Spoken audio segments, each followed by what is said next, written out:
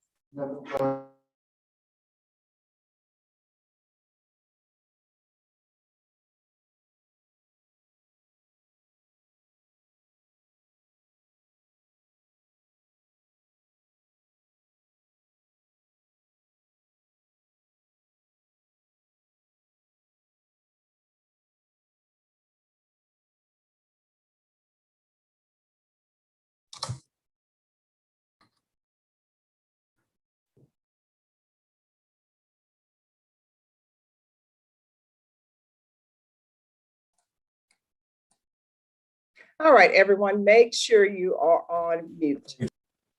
You are in a courtroom. You're in the 187 District Court. What that means is whatever you could not do if you were physically in this courtroom, you cannot do on this Zoom screen. Today is Tuesday.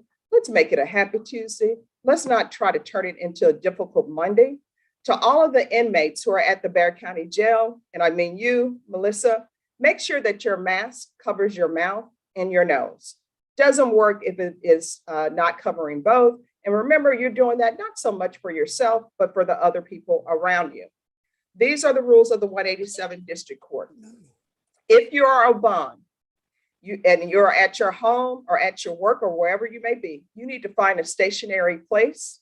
You need to find a quiet place. You're not allowed to do laundry, change diapers, work at your job. You're in a courtroom.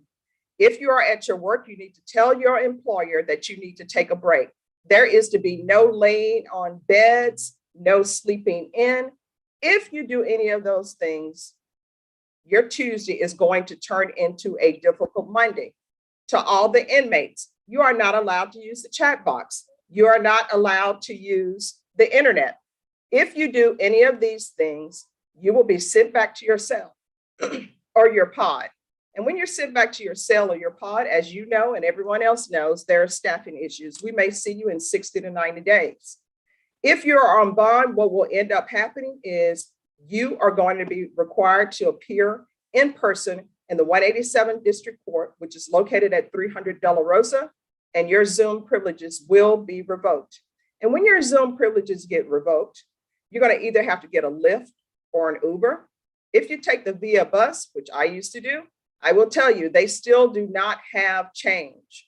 And when you need exact change, that's when you do not have it. Mr. Trejo, you need to find a place to put that camera. There's to be no laying down. We are not doing a fashion shoot. If you take the Via bus, you're going to find that there is no change.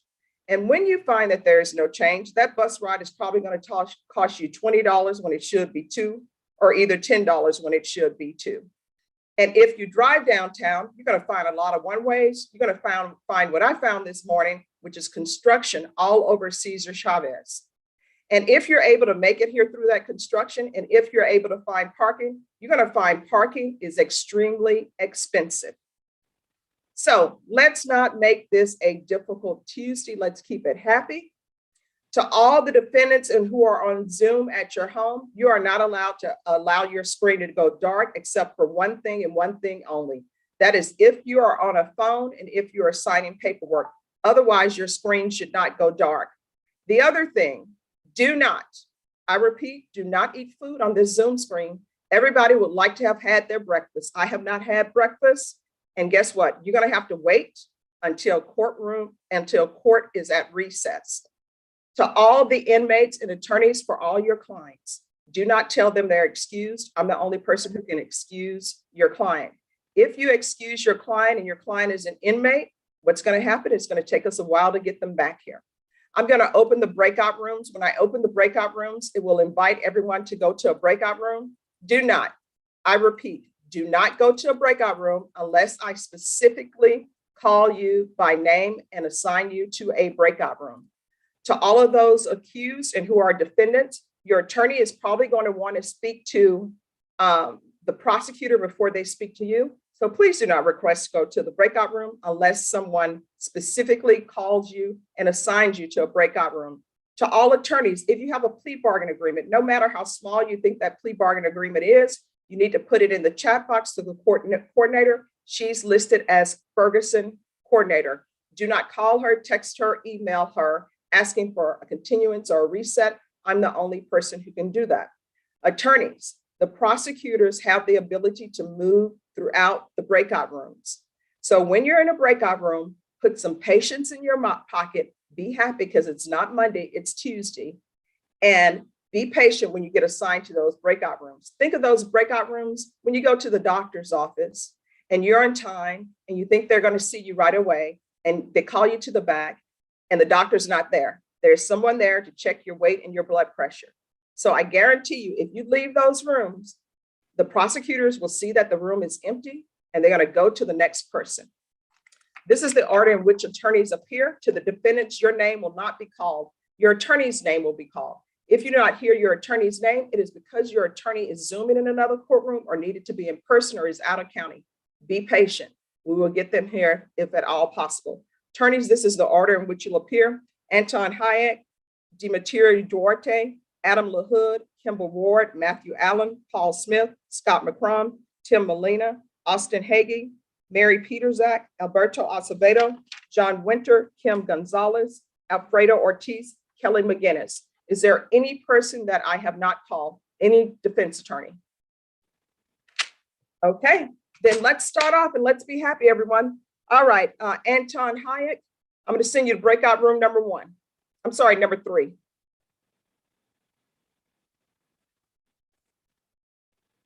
Oh, awesome.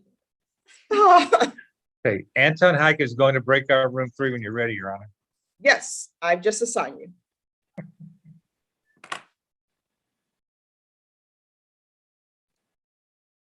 All right, Giametto Duarte, thank you so much for changing your name. I'm going to send you to number 4. Thank you, Judge. Adam LaHood, Yes, Your Honor. I'm going to send you to number 5. Thank you for changing your name. Kimball Ward, Yes, Your Honor. thank you for changing your name. I'm going to send you to number 6. Thank you. Matthew Allen, Yes, Your Honor. thank you for changing your name. I'm going to send you to number 7. Thank you. Paul Smith, how are you doing this morning? Doing quite well, thank you. All right, I'm gonna a friend. Okay, I'm going to send you to number 8. Do you have all your paperwork that they've given to you? The only thing I don't or did not get in the package was the consent to video, and I don't know if we're doing that. All right, if you will put that in the chat box to Ms. Ferguson, the name of your client and whether or not it's regular probation or deferred or for time. And I'll send you what I'm going to do. Let me change this. I'm going to send you to number 8. Jonathan Ochoa. Unmute yourself, please. Yes, ma'am. Are you driving? No, ma'am. I'm just setting up something on the phone, on the truck. Okay. I don't allow driving and Zooming. No, I know. Okay. Because you know what happens. It becomes a difficult Monday. Yes, I know. All right, Paul Smith, I'm going to send you to number 8. And Mr. Tyke, I'm going to send you to 8. Scott McCrum, thank you for changing your name. I'm going to send you to number 9. Thank you. Tim Molina, thank you for changing your name. I'll send you to 10. Thank you. Austin Hagee. Yes, Your Honor. All right, I'm just trying to find you on mine. I'm going to send you to number 11. Thank you, Your Honor. You're welcome. Mary Peterzak, thank you for changing your name. I'm going to send you to number 12. Yes, Judge. And I am I here on the motion to set a bond on Mr. Ochoa, or is this just a normal court appearance? Let me see, it may be for bond issues. Just one moment. On the recall page, Judge. All right, thank you.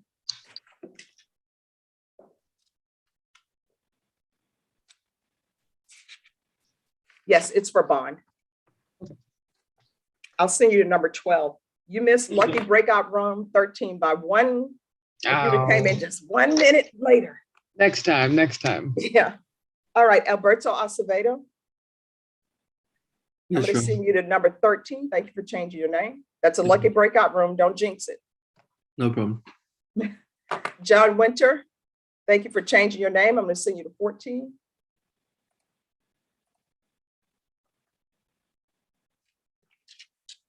Kim Gonzalez, thank you for changing your name. I'm going to send you to lucky breakout room number 15. It's lucky. Thank you, Judge.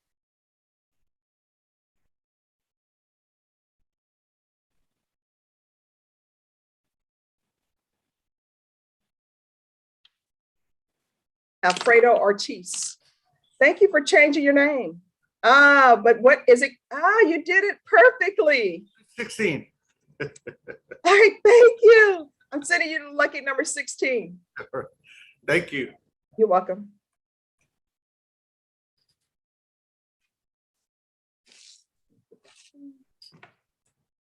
Kelly McGinnis. Hi, Judge. Good morning. Good morning. I'm going to send you to 17. How's the new puppy? Good. He's really He's so cute. Thank you. He's just hard to potty train, but everything else is going well. He's like, I'm too cute to be potty trained. I know. He's very cute. Thank you. Sure. Eduardo Jimenez, is your case criminal trial division or family violence? Yeah, it's criminal trial division. All right, I'm going to send you, let me see where you are going. I'm going to send you to number 18. Okay, Judge. And good morning to you. Bye. Good morning. All right, is there any attorney who's here who has not been assigned to a room? All right, then we have a compliance issue, I believe. Let me see where we are. Is there a Beth Martinez here? Yes. All right, hi, Miss Martinez, how are you doing? Hello, I'm fine. All right, because I wanted to talk to you about the compliance issue. And I set it for a compliance hearing because I want to make sure that it's something that you understand and understand the weight, okay?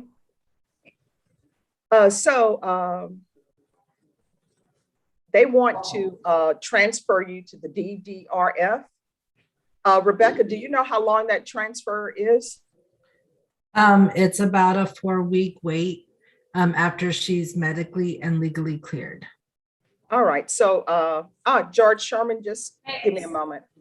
So Miss Martinez, Yes. I really think it's for your best, right? I want you to be successful on probation, and I don't want to put you in a situation where you can't be successful, right? I always tell people, and I mean it from the bottom of my heart, when people are placed on probation or deferred adjudication in this court, I take no pleasure in sending people to prison. And I want to give them conditions where they can be successful and rebuild their life. And so I want you to look at long-term, not short-term, because sometimes people want immediate things. If it were available, I would send you there tomorrow, but that's just not how it works. I'm asking that they expedite everything. I'm making sure that you stay on my radar. That's why I have settings. But because you're going to be transferred to DDRF, I put what's called phantom settings on the docket. And what I mean by that is it's on our docket, but it doesn't necessarily show up in the system, because if we put it on the system, they won't transfer you. They'll show that, hey, she has a hearing coming up and, in the 187, so we can't do anything. And then somebody ends up taking your place. So I'm hoping you're okay with just waiting a little bit more so that we can get you where you need to be. I understand that you want to be done. But again, we're trying to do what's best for you because you're in deferred adjudication and you're in deferred adjudication for aggravated assault with a deadly weapon. The range of punishment, which I've already told you that when you did the plea, is from 2 to 20 years. So that means that if you're not successful and something goes wrong and a motion to revoke is filed, that you could end up potentially being revoked and potentially going to prison for 20 years. And I don't want to see that happen because I didn't give you the tools that you needed to be successful, okay? Is there any way I can do outpatient or drug court or something? I will assign people to drug court, but I only assign them to drug court if they have a drug problem. Drug court is really for people who have drug problems. Now, if you have a drug problem and a mental health issue, they do have dual diagnosis dockets there, but that's what hasn't been presented to me. Because,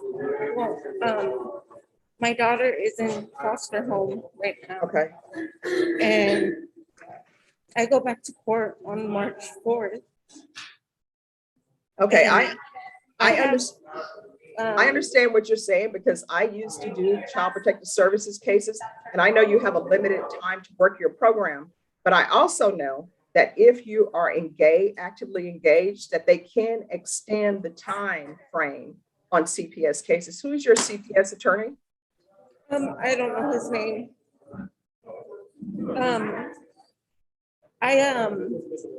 Who is your child's attorney? I'm not too sure. Who is We your haven't gone to caseworker? court. Melissa,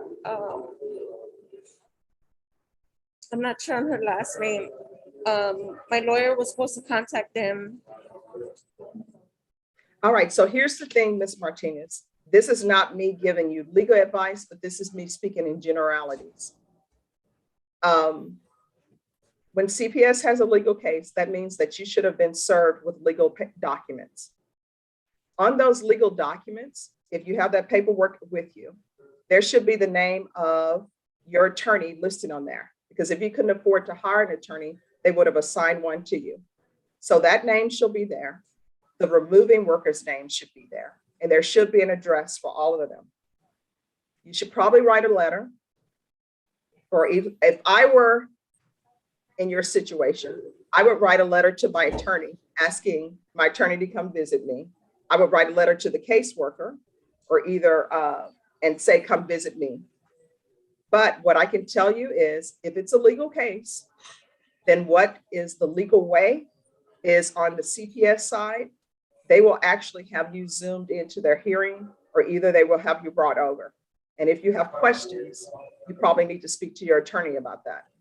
So are there drug issues with you?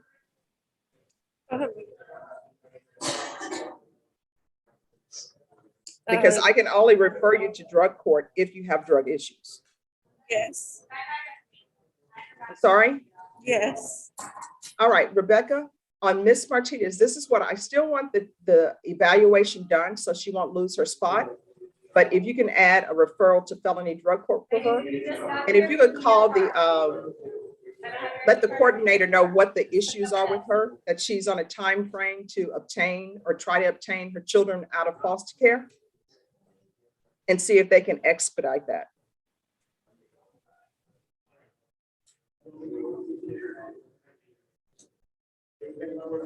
So Judge, so we're gonna move forward with the DDRF packet and felony drug court and whichever accepts her first? Yes.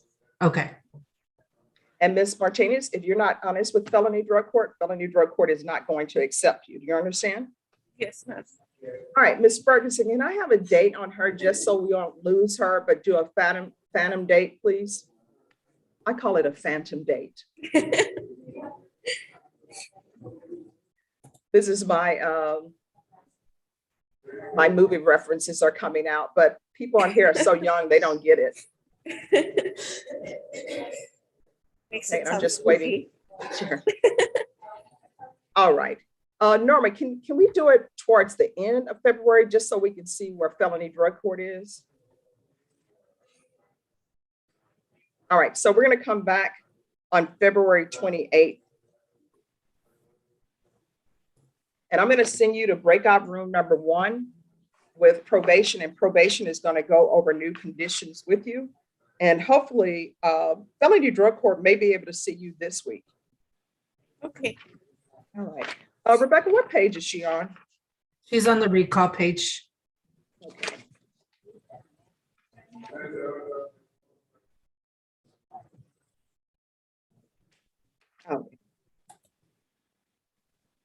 All right, I'm going to send you to breakout room number 1. Probation will meet you there.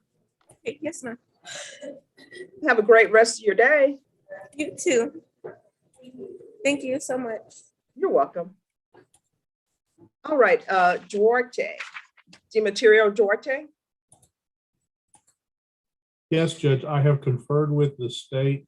We have reached an agreement on a plea to a misdemeanor. In the defendant, Mr. Beal, has some misdemeanor cases, and he has the felony here. The state has agreed to dismiss the felony after he takes a plea on the misdemeanor. And Mr. Beal is here in my office, as you can see on the screen. Yes. So when is this? I see it's out of county court number 14. Who's the judge there? In 14.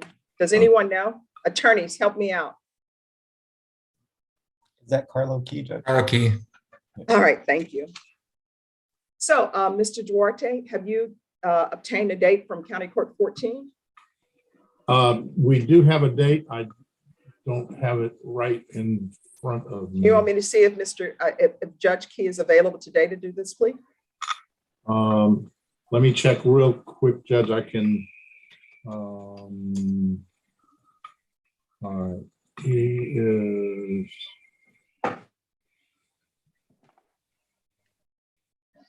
June 1st. They've reset him to, unfortunately, June the 1st, but I can call and get a plea date. And Do you want me to see if Carlo Key can take him today? if he can take him today, we're here and we've got the technology available. All right, everyone, just give me one moment, please. And state, do you object to me calling Judge Key to see if he's available to do this plea? Anyone from the state? No, Judge. Mr. Duarte, do you have any objections to me calling the judge to see if he's available to do this plea? No, Judge, I do not. All right, everyone, just give me a moment, please. Mr. McCrum, I see your hand. I'll be right back.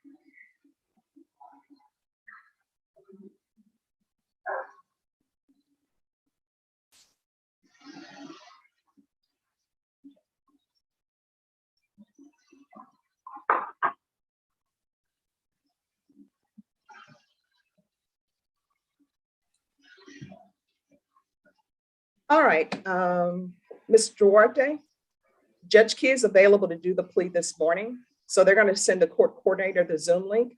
Ms. Okay. Ferguson, I know your audio is off, but if you can make sure that Mr. Beal and Mr. Duarte receive the Zoom link to go to county court at law number 14, please.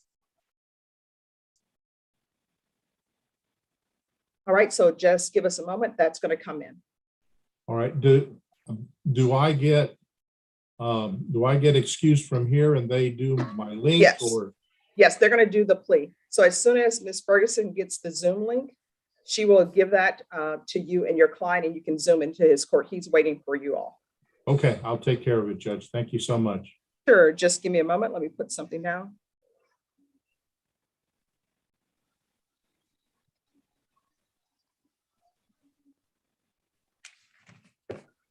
And I'm going to keep you on the spotlight just so we won't lose you. Eduardo Garcia, who do you have? Judge, I have Frank Lopez. It's going to be a plea this morning. Is it criminal trial division or family violence? It is family violence. I was with the judge. All right, and have they given you the offer? Yes, And the all the paperwork? paperwork has already been completed, Judge, as of yesterday. All right, so I'm going to send you to breakout room number 2, and the clerks will meet you and your client in breakout room number 2 to swear him in and make sure that they have all the paperwork. Yes, he needs to sign. Thank you, Judge. Oh, he needs to sign? Okay, if you'll go to number 2 then for him to sign. Okay. All right, Scott McCrum, just give me one moment.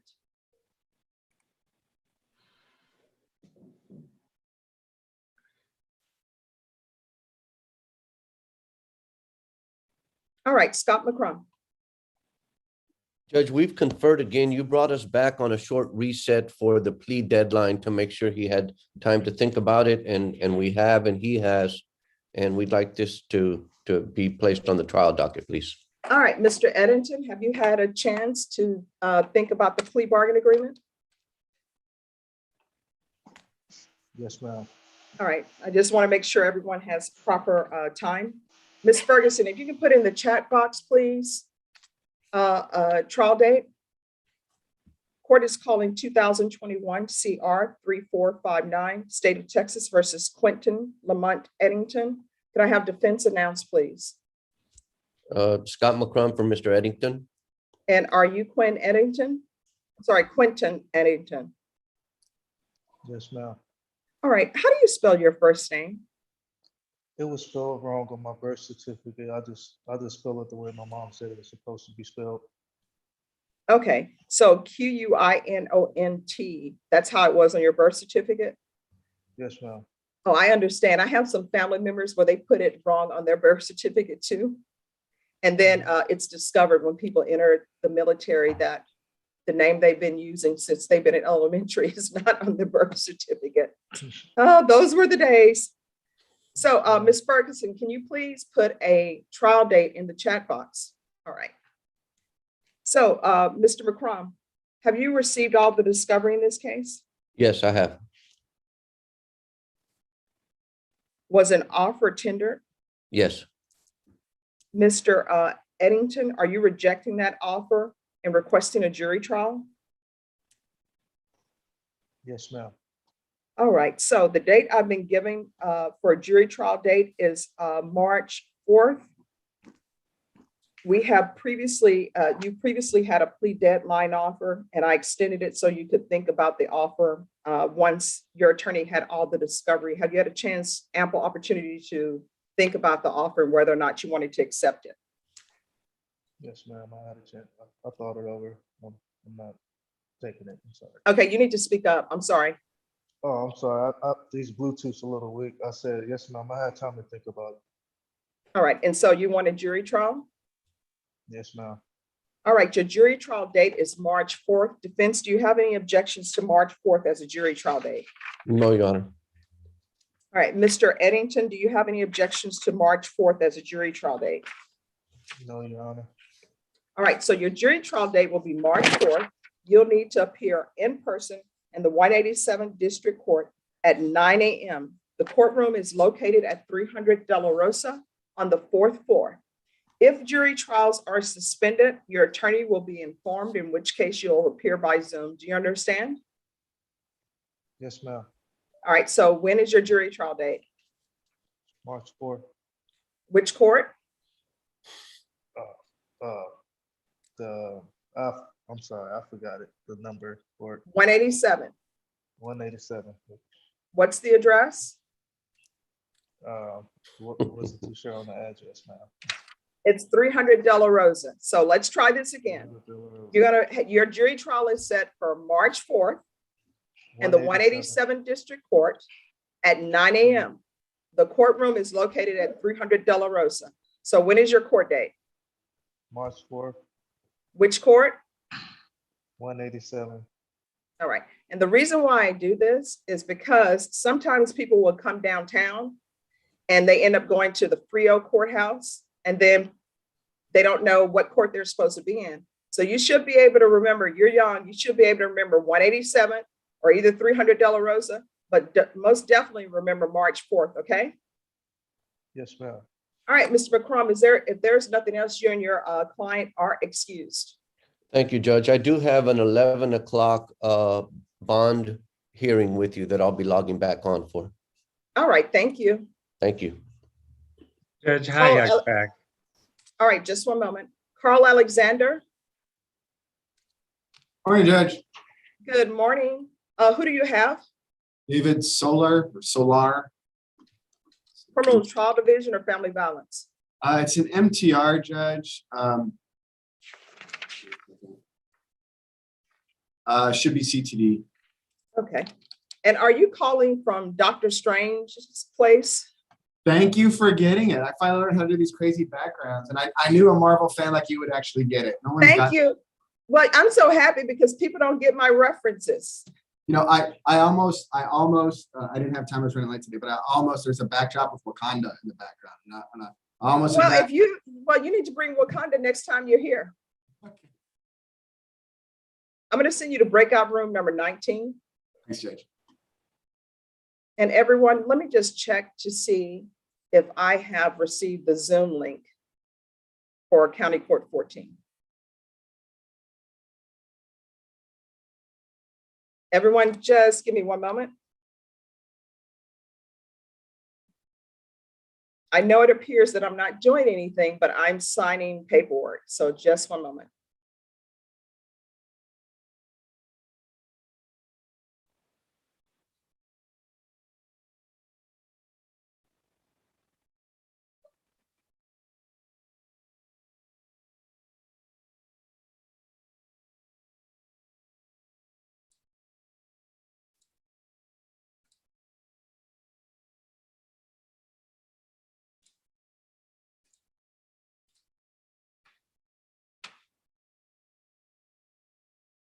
And Ms. Ferguson, have you received the Zoom link from County Court 14, please?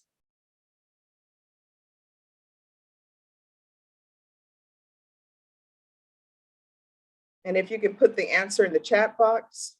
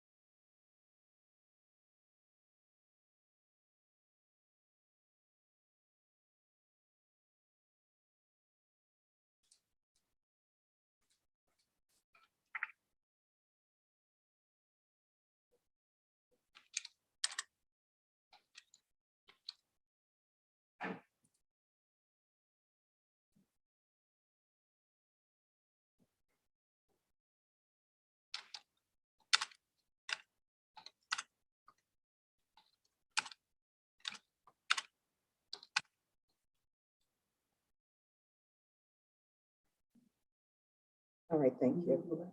Yes, they can go back.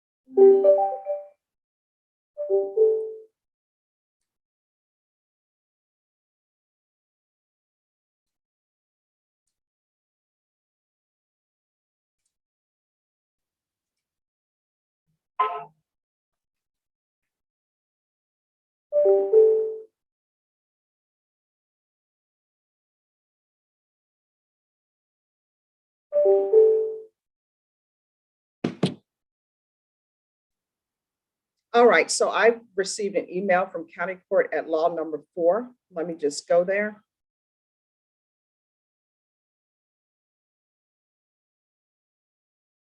I'm sorry, County Court 14. Okay, Judge, I'm sorry, I was on mute. That's okay. I'm gonna forward this. If you could put your chat box, I mean, if you put your email address in the chat box, please, and the email of your client. It's going to be the same email because he's here in my office. Okay, just give me 1 second. I'm gonna put the Zoom link in the chat box to you, Mr. Duarte. Okay.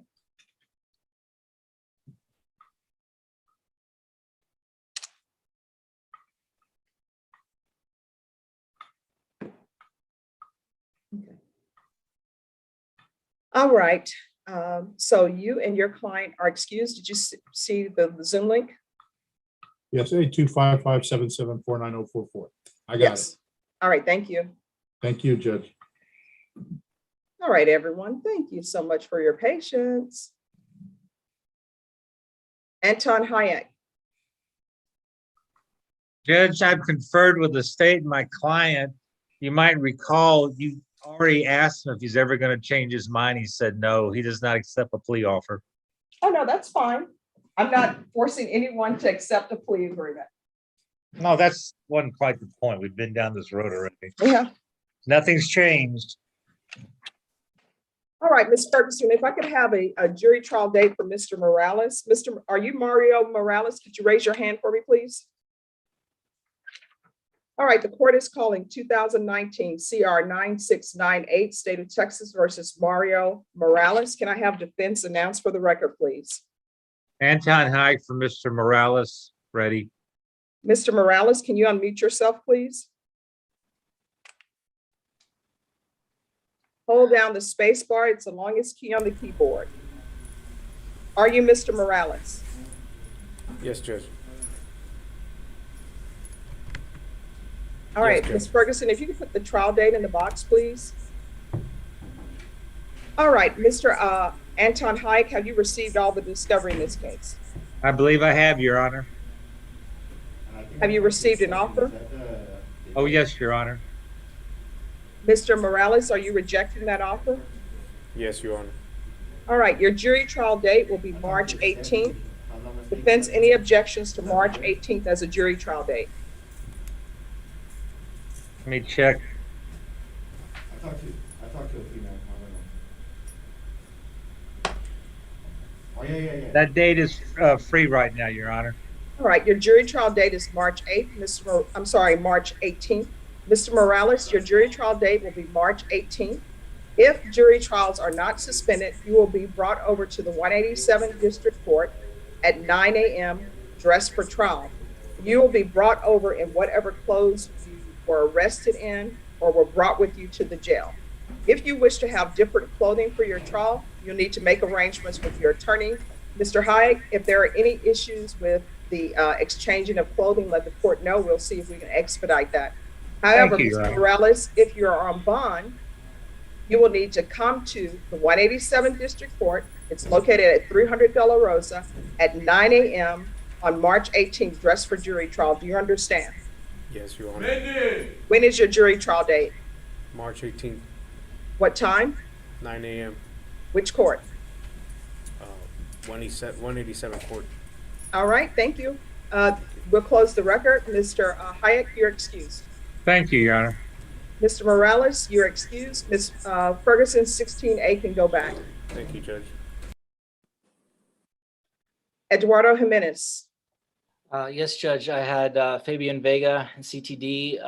It's the same story. He's has asked for a jury trial. I do have some discovery that I have to pick up that Marcus Sanders has left for me at the courthouse. But other than that, we're still in the jury docket. All right, have you reviewed all the discovery or no? No, I have not reviewed that particular discovery yet, Your Honor. I haven't picked it up yet. I just got the word yesterday about it. All right, Ms. Ferguson or Mr. Vega, please reset this for 2 weeks so that Mr. Jimenez can have the discovery and we can make sure you have that. And then when we come back in 2 weeks, I'm going to give you a jury trial date. Sure. Okay. All right, if I can have a 2-week reset on Fabian Vega in the chat box, please. All right, we're going to come back on March 28th. Okay. Thank you, Judge. I'm sorry, not March 28th, February 28th. Yeah. All right, Judge. Thank you. You're like, whoa. Yeah, I'm like, wow, that got bigger. Okay. So maybe excuse Judge. Yes, just make sure you have all your discovery. Norma 16C, Vega can go back. Okay.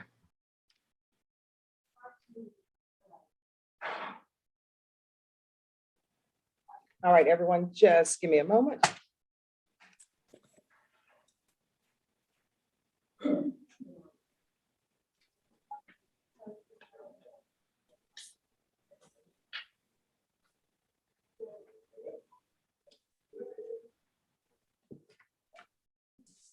All right, Mary Peterzak. Yes, Judge. I spoke with Mr. Villarreal, and I think we're in agreement with the court is also to set the bond at 25,000. His previous bond was at 12,000, so this is doubling it plus a little just to even it out. All right, if you all will send me your agreement by email, then I will sign the agreement. Yes, Judge. Thank you. All right, but here's the thing. Your client was supposed to appear in person and he is not in person. I have March 31st, recall February 1st. And then I know we had like the icing thing, but on the docketing sheet, I have defendant to appear in person. Yes, Judge. I'll take care of that then. All right, so, and send me your agreement through email, but he's to appear in court in person. Yes, Judge. Did you want him to appear today or? Yes. Okay. Yes, Judge. I will let him know. All right, thank you. Thank you, Judge. I think he is here. So on Zoom, so I'll let him know. Thank you, Judge. All right, Mr. Cho, you need to appear in person. And Ms. Peterzak, as soon as your client appears, you can either appear in person yourself or either you can come back by Zoom. Yes, Judge. Thank you.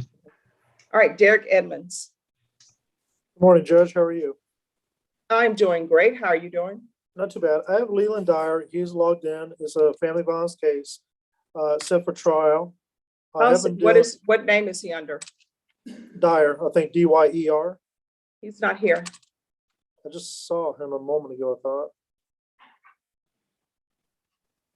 Maybe it's under Wilson's Galaxy. He did tell me he's logged in. I do not see your client, and Wilson's Galaxy does not have their video on and their audio is off. So whoever is Wilson's Galaxy, you need to appear in person in the 187 District Court. All right, Matthew Allen. Yes, Judge, I'm here on Chris Diaz. He's Yes. logged on. Yes. There he is. Okay. We conferred, we did get an offer, but we do need a trial setting for Mr. Diaz.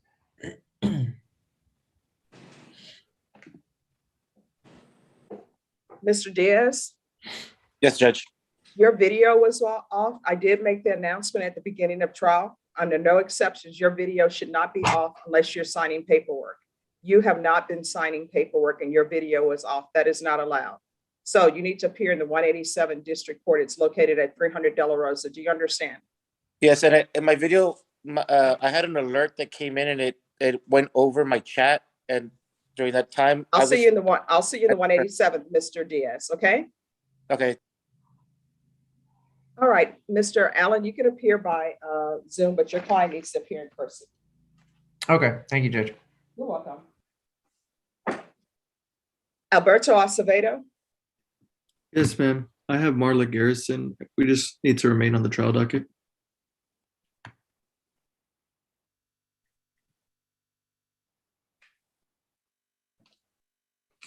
All right. The court is going to call 2020 CR 6716, State of Texas versus Marla Lynette Garrison. Can I have the parties announce defense? Alberto Asfello for Miss Marla Garrison. And are you Ms. Garrison? Yes, ma'am. All right, off the record, Ms. Ferguson, I need a jury trial date in the chat box, please.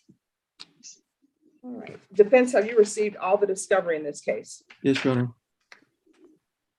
Was an offer tendered? Yes, Your Honor. Ms. Garrison, are you rejecting that offer? Yes, ma'am. Are you requesting a jury trial? Yes, ma'am. All right, your jury trial date will be March 4th. Any objections to March 4th as a jury trial date? No, ma'am. Judge, give me 1 second, please.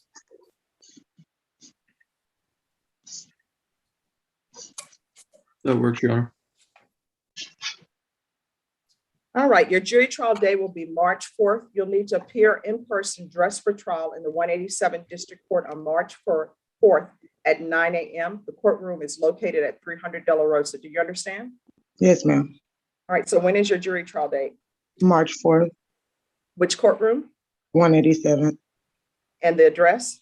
300 De La Rosa. Thank you so much. All right, so we're gonna go off docket.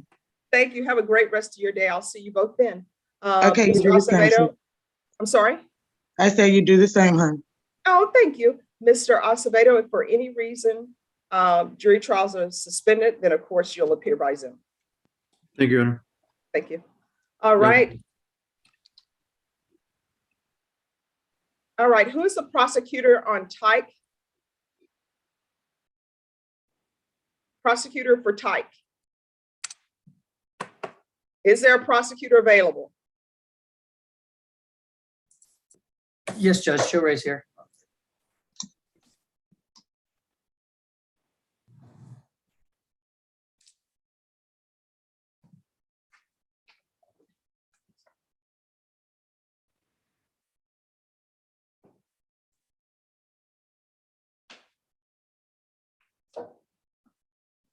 All right, the court is going to call 2019 CR 8036, State of Texas versus Thomas Tyke. Could I have parties announced for the record for the state? Joe Ray Garcia. For the defense? Good morning, Your Honor. Paul J. Smith representing Mr. Tyke. He is appearing via video conference and we have signed the waiver agreeing to this. Are you Mr. Tyke? Yes, ma'am. We're proceeding by video because of the pandemic. Any objections from the state? None, Your Honor. Any objection from the defense? No, Your Honor. Mr. Tyke, I'm showing you a document entitled Defendant's Consent to Appear by Video Conference. Did you review that document with your attorney? Did you understand it? And did you electronically sign it? Yes, ma'am. Court will find that defendant has knowingly and voluntarily consented to appear by video. Next, I'm showing you a document entitled Motion to Revoke Community Supervision. Did you review that document with your attorney and did you understand it? Yes, ma'am. Are you the same Thomas Tyke who was placed on community supervision in 2019 CR 8036 for the offense of theft $2,500 to $30,000 of a vehicle on April 26, 2021 for a term of 5 years? Is that you? Yes, ma'am. State? Judge, I apologize. I wasn't conferring on this. I just stepped in for the prosecutor. I'm not sure what the agreement is. What is Mr. Smith? Yes, sir. What is your client pleading to? What was the? Sorry, Your Honor, Was there pleading. a particular allegation that your client was pleading true to? I think Michelle had asked for 1 and 2 on the cases, the violation 1, violation 2. This Michelle Hayden? Yeah, Yeah. Judge, sorry, Michelle Hayden for the record. I think he was just gonna plead to both the number ones and we were gonna waive the remaining allegations. All right, if you could read the allegations into the record, please. Okay. Let me pull up the MTR. Is he pleading to both number ones? Well, the cases are being TIC, but yes, pleading to both the allegations. All right, any objection to the court reading the allegations? I found it, Judge. Thank you. Okay. Violated condition number 1, on or about the 20th day of October 2021 in Bexar County, Texas. The defendant, Thomas Tyke, committed the offense of assault in violation of condition number 1. How do you plead to that? True or not true? True. Violated condition number 1, on or about the 20th day of October 2021 in Bexar County, Texas. The defendant Thomas Tick committed the offense of interference with emergency telephone call in violation of condition number 1. How do you plead to that? True or not true? True. State? Judge, we have an agreement. No, the other allegations? Oh, we're waiving the other allegations. Any objections to the state's waivers? No, Your Honor. Mr. Tyke, did you understand by pleading true to violations conditions 1 and 1, the court could find it true, grant the motion, find you guilty, sentence you up to 1 year in the state jail facility and up to $1,000 fine? Did you understand? Yes, ma'am. Knowing that, do you still wish to plead true to violations 1 and 1? Yes, ma'am. Court will find violations 1 and 1 true. Is there an agreement? Yes, Your Honor. There's an agreement for revocation and amending the underlying sentence to 6 months. And we will be dismissing the other cases. And what are those cause numbers for the record? Give me 1 minute to pull them up. Sure. Okay, 2022 CR 0056 and 672297, and I'll send those right now. Defense, is that the agreement? It is, Your Honor. Mr. Tyke, are you asking the court to follow that agreement? Yes, ma'am. Are you waiving your right to appeal?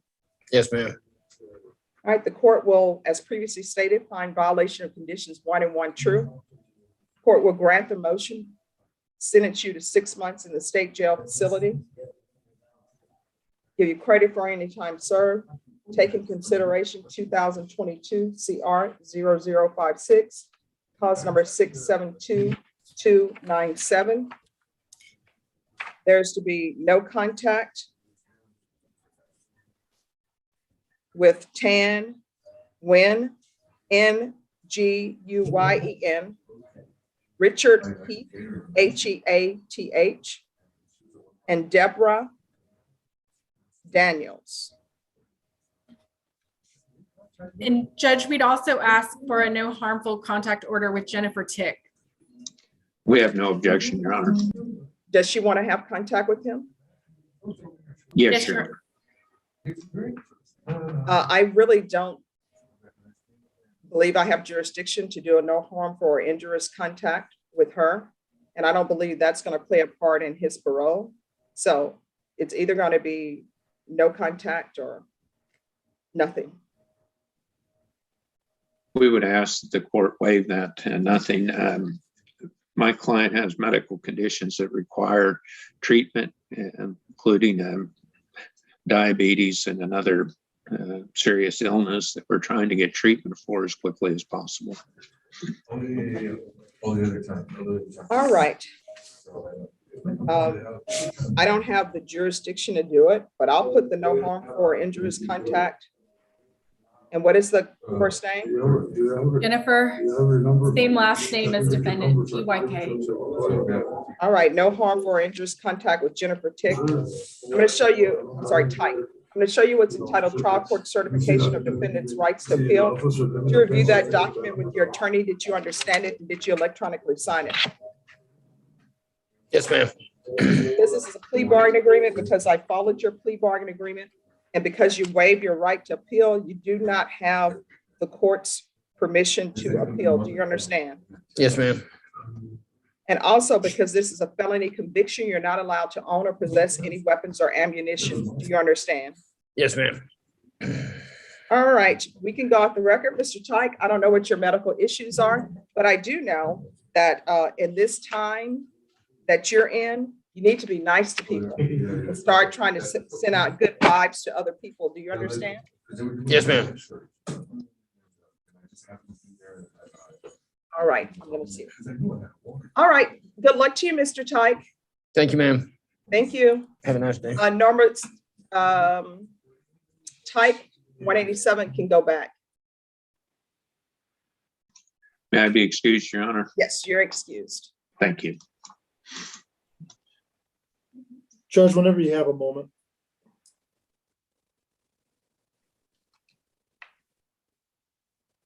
All right, everyone, give me 3 minutes. So everyone put some patience in your pocket. I'm filling in for other people, so I need to go into the courtroom very quickly. Just a moment.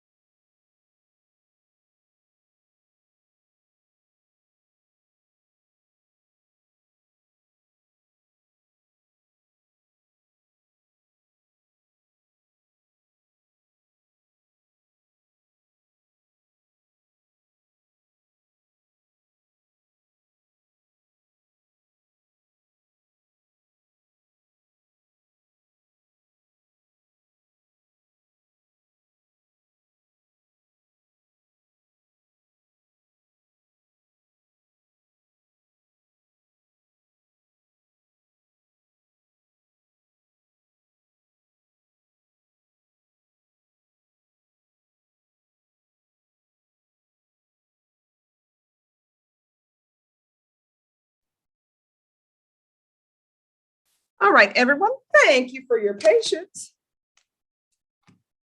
All right, who are the parties on Frank Lopez? Eddie Who's the Garcia, Your prosecutor Honor, on? for Mr. Lopez. Michelle Thank you. Hayden.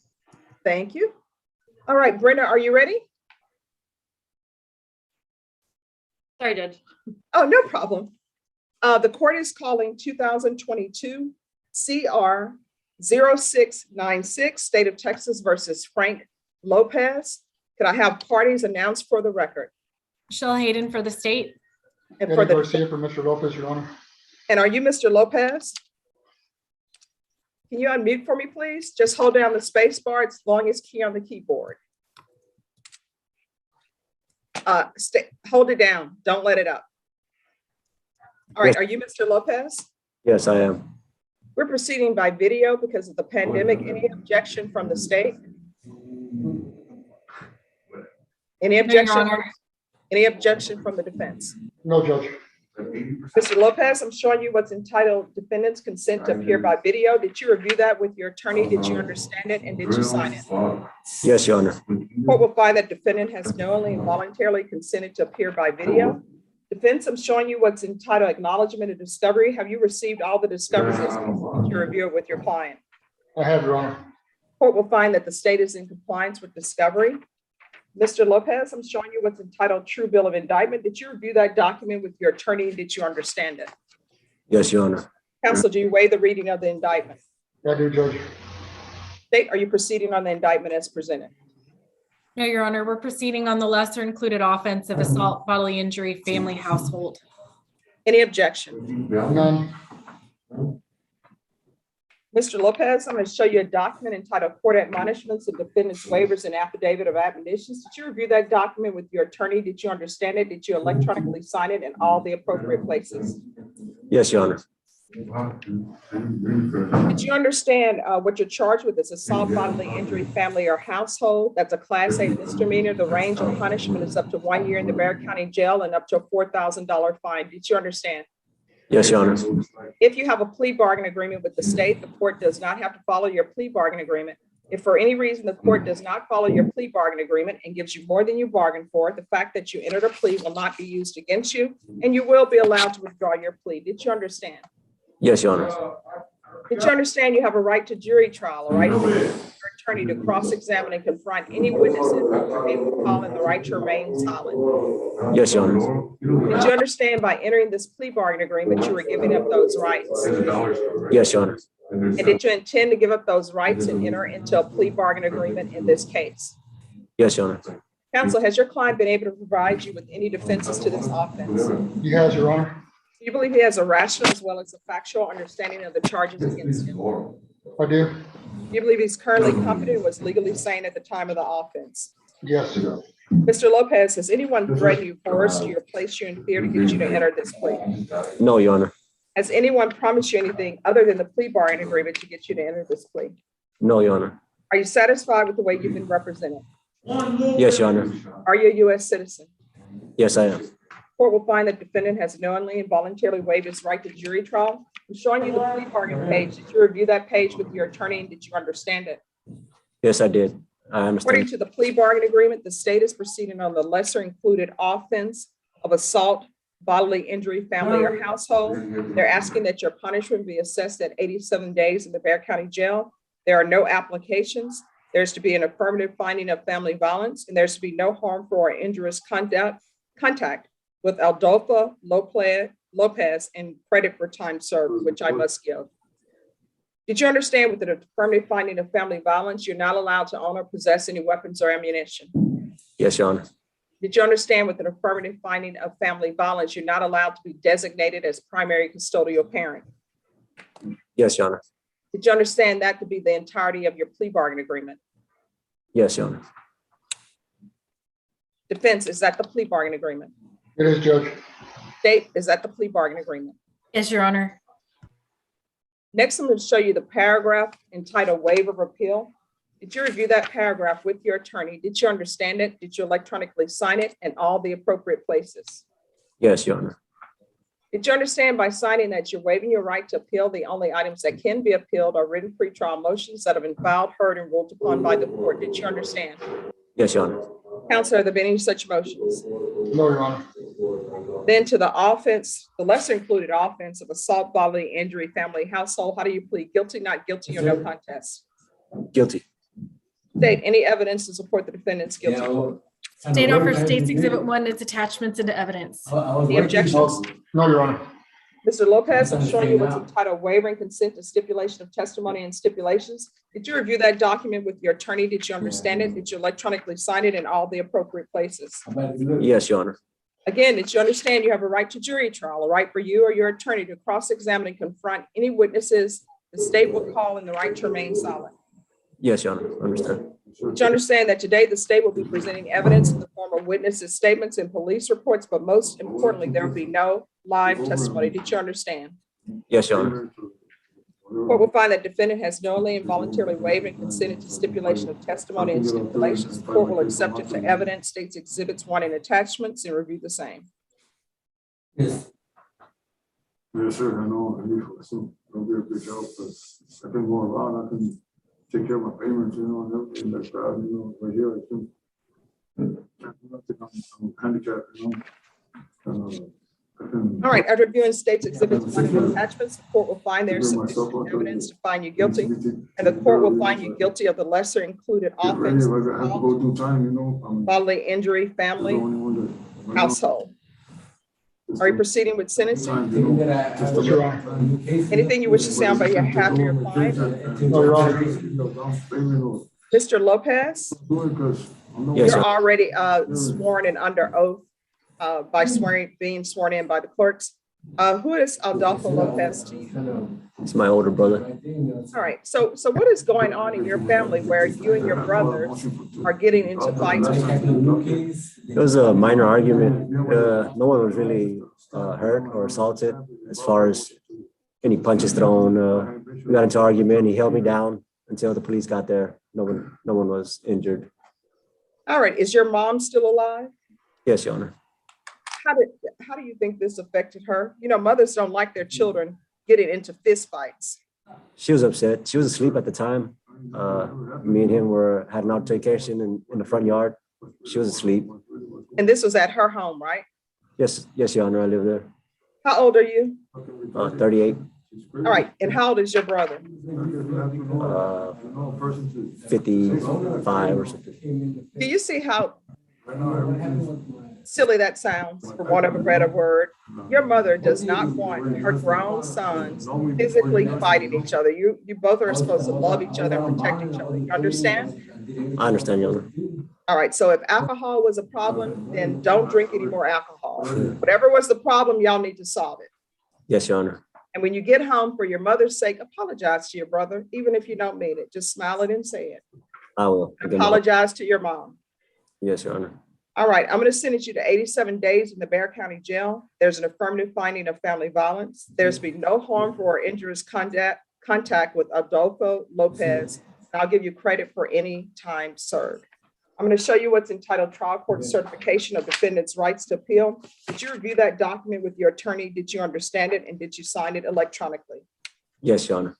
Because this is a plea bargain agreement, because I followed your plea bargain agreement, and because you waived your right to appeal, you do not have the court's permission to appeal. Do you understand? Yes, I understand. All right, good luck to you, Mr. Lopez. Thank We you. can go off the record. Remember what I said. Apologize to your brother, even if you don't mean it, and apologize to your mom. I'll be civil. Thank you. All right, thank you, Norma. CH6 can go back. Mr. Garcia, you are excused. Okay, Judge. Thank you. All right, goodbye. Judge, it's George Sharman appearing. I was in the 399. Just a second.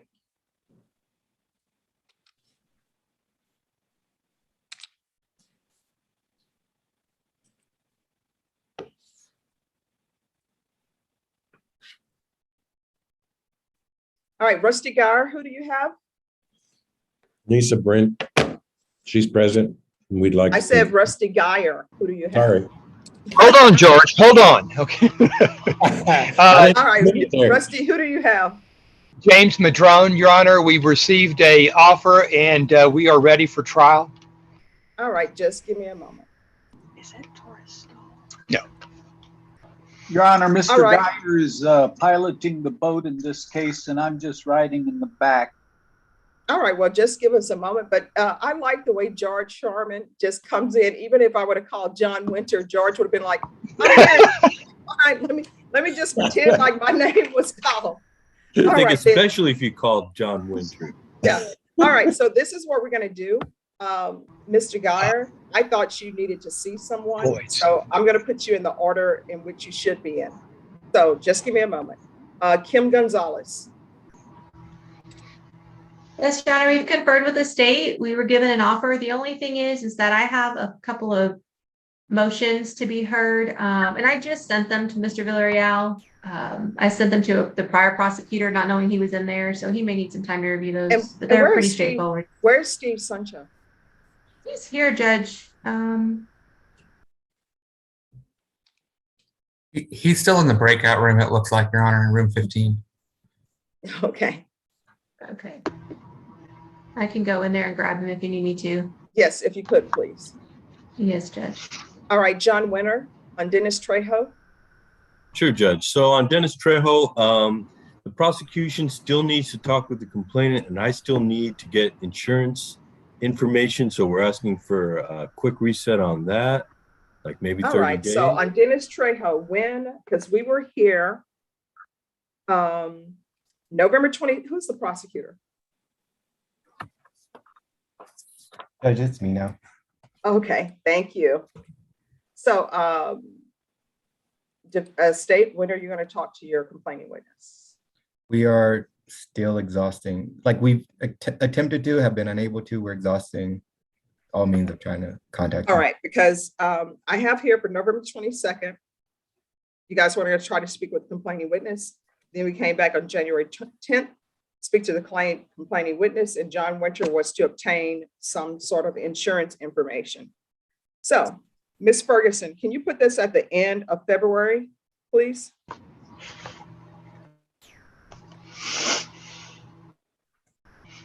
All right, we're gonna come back on February 28th. Date to speak with witness. And Mr. Winter, for you to have the insurance information. Okay, Judge. Can Dennis be excused for now, Judge? Yes. Okay, Dennis, that's it for today. Thank you, Judge. Thank you, soldiers. You're welcome. Thank you. Your day. And I've also got Melissa Sue Korber. All right, just one moment. Sure. And who is it, Melissa? Is she in custody? She is in custody. Is this your client on the screen, 13B? I'm guessing that is. I've talked to her on the phone, but I have not seen her in person. All right, Melissa Kerber, can you raise your hand for me, please? That's yes, her. Yes, it is. All right, what is happening with Ms. Kerber? So the prosecution is going to withdraw the MTR and she is going to be terminated unsatisfactorily. Okay. And all right, just Ms. FYI, Kerber, it's going to be a slightly early termination by about 10 days. Ms. Kerber, can you unmute yourself? Yes, Your Honor. All right, Ms. Kerber, here's the thing. You're on probation for possession less than a gram. That usually means that people are using. When you're released from the jail, you need to go to a treatment center. There are plenty that are free. If there are any mental health issues, there are plenty that are free. If you don't do that, what's going to end up happening is you may end up with another case and you may end up before another judge with a different defense attorney, a different prosecutor. And when you have different people involved, different outcomes happen. Do you understand? Yes, Your Honor. All right. Good luck to you. Thank you, Your Honor. And Melissa, I'll call your mother and let her know that you're going to be released, okay? Thank you very much. You'll probably be released at midnight. Oh, thank you. All right. That's Norma, all I got, Judge. Thank you. 13B can go back. May I be excused? Yes, thank you. All right, thank you.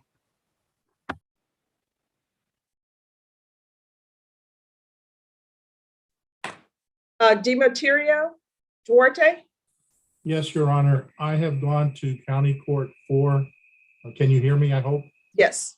Okay. I have gone to County Court 14, tried to arrange the plea.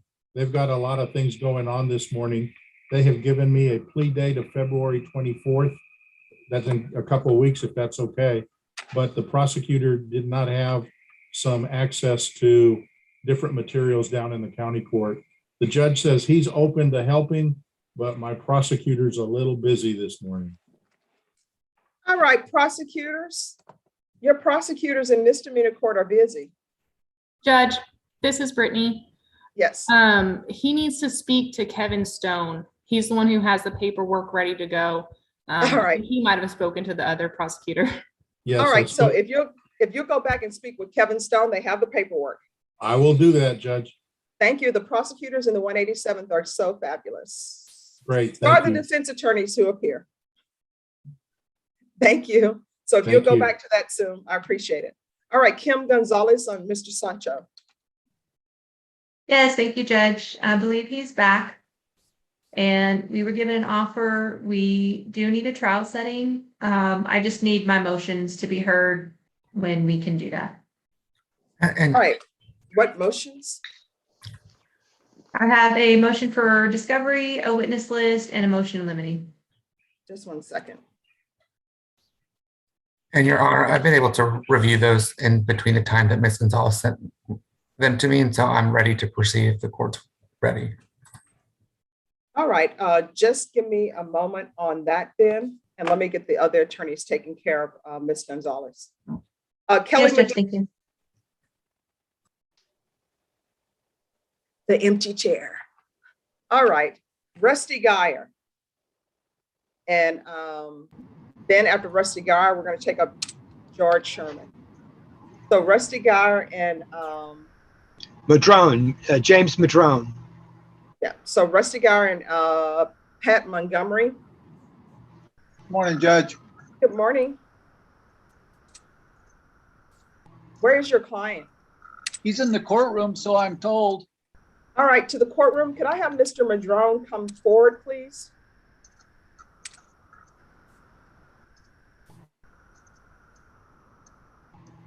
All right, Mr. Madrone, you need to step back a little bit right there. There you go.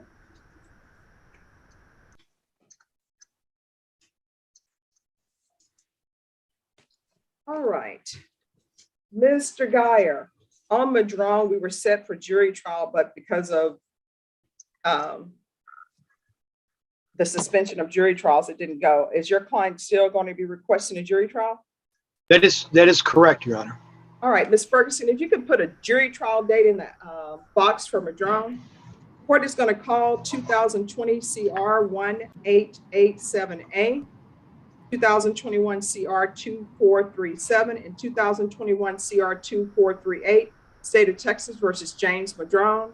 Can I have defense announced for the record, please? Ronald Geyer for James Madrone, Your Honor. Pat Montgomery appointed for James Madrone. All right, we're proceeding by video. Any objections from the defense? No, Your Honor. None, Judge. All right, defense, have you received all the discovery in each of these cases? To my knowledge, I have, Your Honor.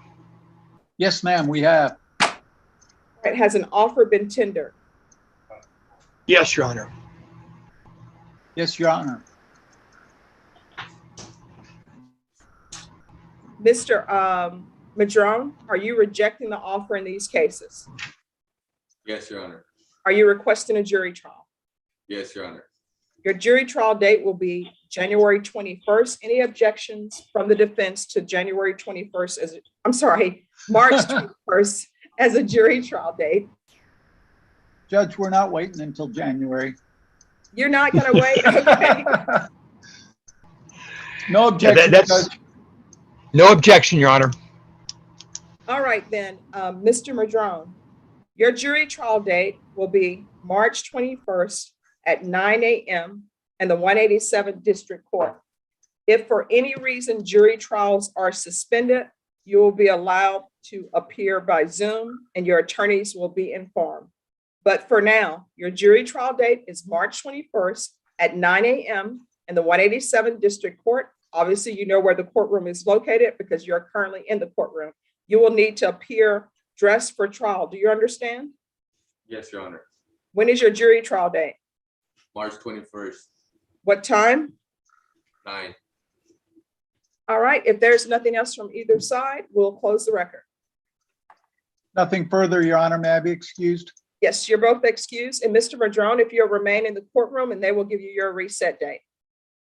George Sherman, who do you have? You're on mute. Can you hear me now? Yes. Ernisa Brent. I just want, and she's present, Judge. I wanted to confer a little bit about that. See Is if it we can, criminal trial division or family violence? this criminal trial. Okay. All right, I'm going to send you to a breakout room. I'll send you to breakout room number 3 and a prosecutor will meet you there. Thank you, Judge. You're welcome. All right, are the parties ready on Sancho? Defense is ready, Judge. State's ready, Your Honor. All right, and the motions I have a motion in limine, motion for discovery, and motion for a witness list. That's correct, Your Honor. All right, court is calling 2020 CR 12053, State of Texas versus Stephen Sancho. Can I have parties announced for the record for the state? Michael Villarreal for the state. For the defense? Kim Gonzalez for Mr. Sancho. And are you Mr. Sancho? Yes, I am. We're proceeding by video because of the pandemic. Any objection from the state? None, Your Honor. Any objection from the defense? No, Your Honor. Mr. Sancho, do you have any objection to this hearing taking place by video? No, Your Honor. All right, the defense has filed 3 motions, a motion in limine, a motion for discovery, and a motion for a witness list. State, have you had a chance to review the defense's motions? I have, Your Honor. Are you ready to proceed? I am. All right, so we'll start with the motion in limine. State, do you have any objections to the motion in limine? None, Your Honor. All right, that will be granted.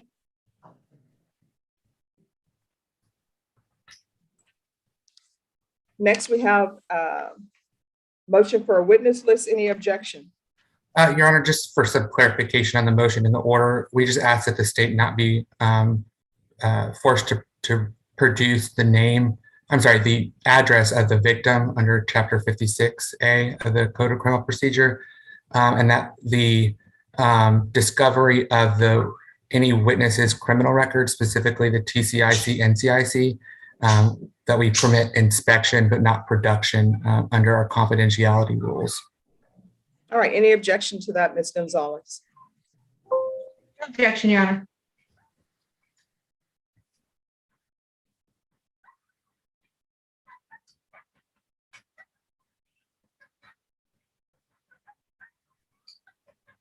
All right. And the motion is signed by the Locke Law Group. Are you a part of the Locke Law Group, Ms. Gonzalez? Yes, Your Honor, I am.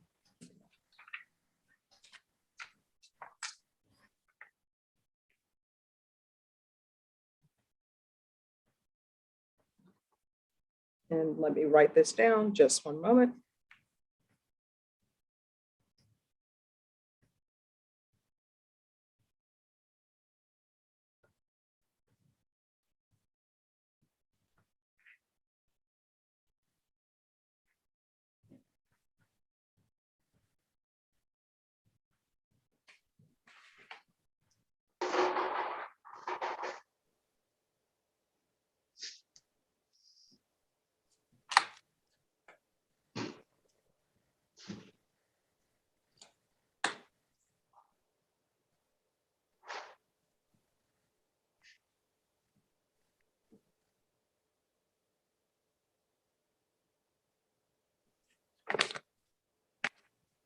All right, next we have the motion for discovery. Any objections?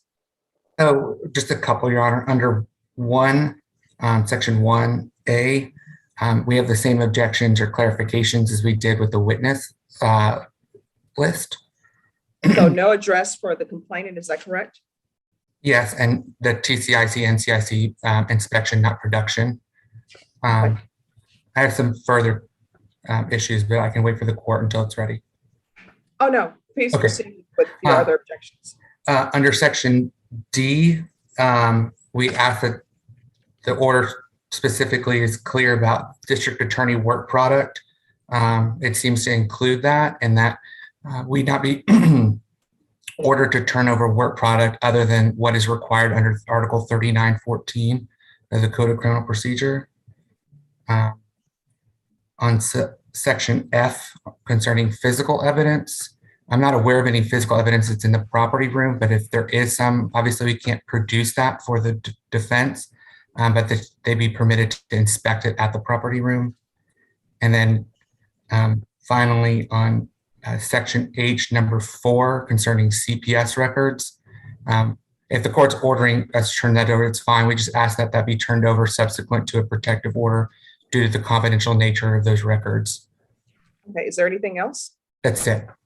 All right, so defense, with regard to the state under IA, they're asking that they not be allowed to produce the complainant's address. Do you have any objections to that? No, Your Honor. And again, they're asking that NCIC and TCIC be for inspection only. Do you have any objection to that? No, Your Honor. Under D, they're requesting that they not turn over work product unless it's covered by 3914. Do you have any objection to that? No, Your Honor, but if it is an issue, we just ask for an in-camera inspection should there be any kind of issues with their work product. And then with regards to F, the physical inspection. That's fine, no objections to that. All right, and with regards to CPS, of course, the court will sign the order that's presented.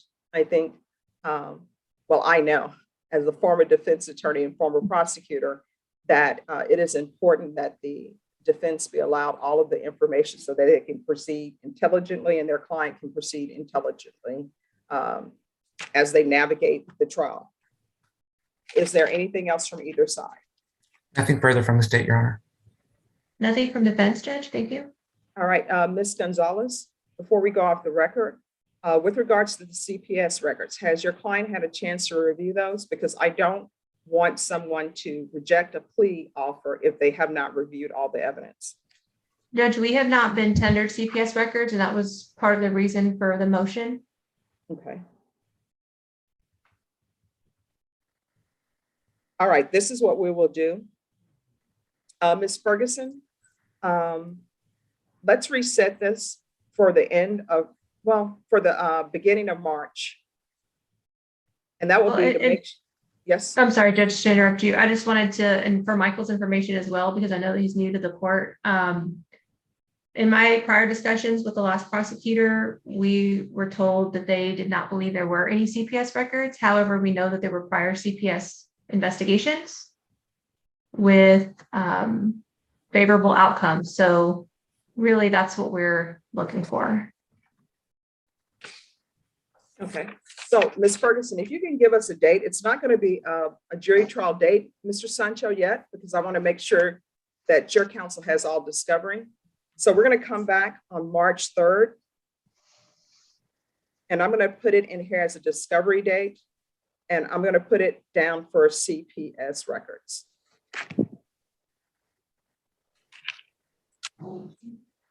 So we will see you then. Thank you, Your Honor. May we be excused? Yes, you may be excused. And everyone, if you give me a moment, I have paperwork to sign, and then I'll take up the other matters.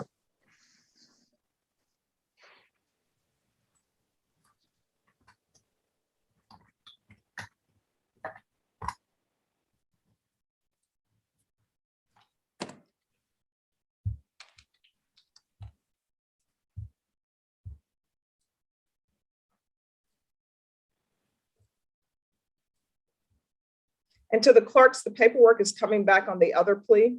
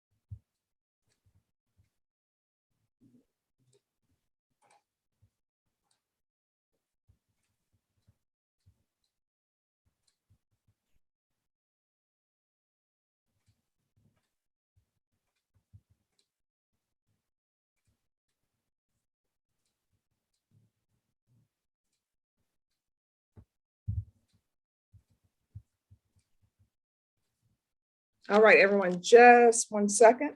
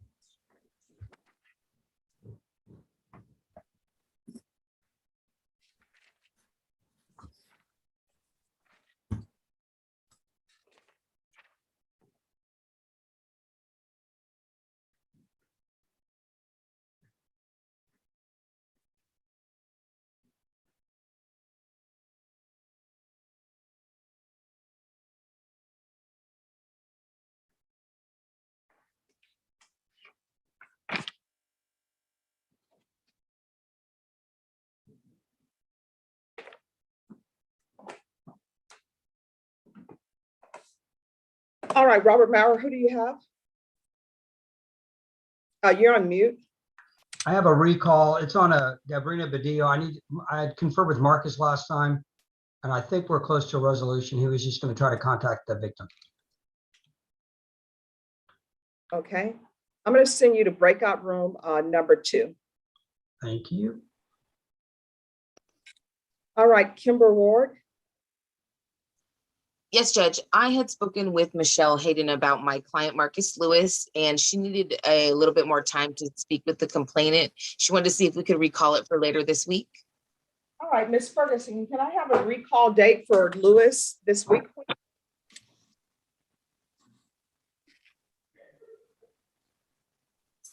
All right, we'll come back on February 11th.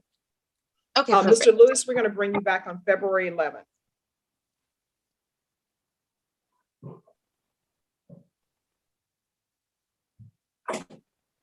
And with that, may I be excused, Your Honor? Yes, you may be excused. And Norma 16B can go back. Thank you, Your Honor. You're welcome. Yes.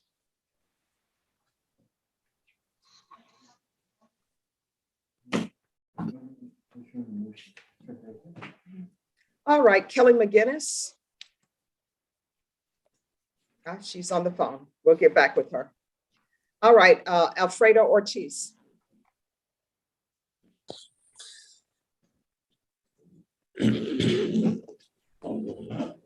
Alfredo Ortiz, you're on mute. I'm ready, Your Honor. Sorry. All right, who's the prosecutor on Marmella? Has your client been sworn in? Not that I know of, Your Honor. Joe Ray Garcia is the prosecutor. All right, Mr. Marmella. Okay, I'm going to send you to breakout room number 3. Please go there and meet with the clerk. And Mr. Ortiz, I'm going to send you to number 3. Your client needs to be sworn in. Okay.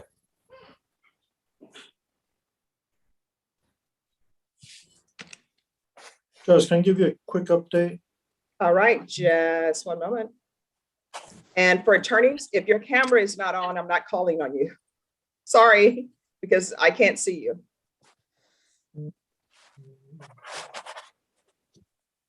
All right, Kelly McGinnis. Kelly McGinnis. All right, George Sherman. Judge, we need your signature on an order for blood diskettes from the laboratory. We've conferred, and what I thought was a deal is no longer a deal. All right, so here's the thing with the order. The court is not in receipt of an order. Has that been filed? Yes, it was filed in December of last year. The clerk said he was going to bring it to you for your signature. Okay, so here's the thing. If this was filed of December last year, and this court is very clear on its orders, and people make December last year sound so far away. That's only been a couple of months. So here's the thing about the 187. If people want a hearing on their motions, just let the court coordinator know. We would set our motions time when they were filed, but then defense attorney said, you've set this too quickly, we're not ready. So if you want a motion heard sooner, just let the court know. Who's the prosecutor on your case? Well, I don't know who's actually going to, but Brittany and I talked. Judge, this is an agreed order. It's not a contested order. But I still need to know who the prosecutor is. She's here, Brittany Sparks. All right, we're going to go on the record. Court is calling 2021 CR 10420, State of Texas versus Ernisa Brent. Can I have parties announced for the record for the state? Brittany Sparks. For the defense? George Sharman on behalf of Ms. Brent. And are you Ernisa Brent? Yes, ma'am. We're proceeding by video because of the pandemic. Any objection from the state? No, Your Honor. Any objection from the defense? None, Your Honor. All right. The defense has filed a motion for discovery and inspection of records related to the testing of blood in the case. State, have you had a chance to review that motion? I have not seen it, but George let me know what was in it, and there's no objection to it. Okay.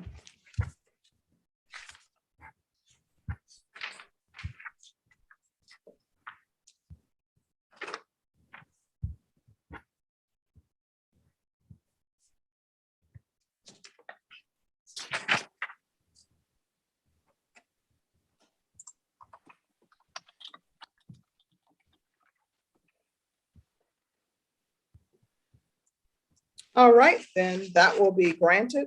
Where are we on discovery with this? There's one other outstanding matter that we discussed today that was not included in some records. So I'm filing a request for an enzymatic assay record on her victim's medical records. All right, when is that going to be? On that today. All right. Ms. Ferguson, can I have a 30-day reset, please?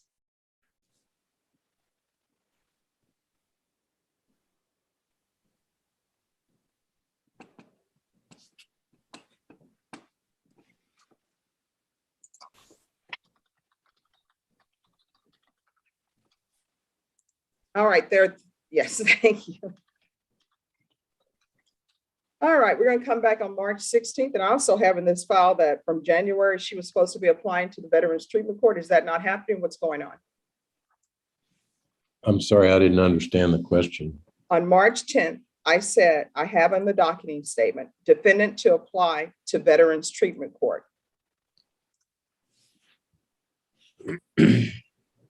So the question is that happening? Because with Veterans Treatment Court, the court is not going to do this thing where we come back 6 months later and nothing has been done. So is she applying for the Veterans Treatment Court or is she not? Well, I thought that we had a misdemeanor in the case and apparently we don't. So there is a felony Veterans Treatment Court, but I have not had the opportunity yet to discuss that. You just went dark. I know, it's in this room. I was like, do we need a proof of life? I'm in another county and they have strange things over here. Do they turn off the lights when they're telling you it's time to go? I guess they're trying to get rid of me. Judge, I need to talk to the felony Veterans Treatment Court now. It's not, we don't have a misdemeanor. Okay, so this is what's going to happen on March 16th. You need to have already spoken to the Veterans Treatment Court. And Okay.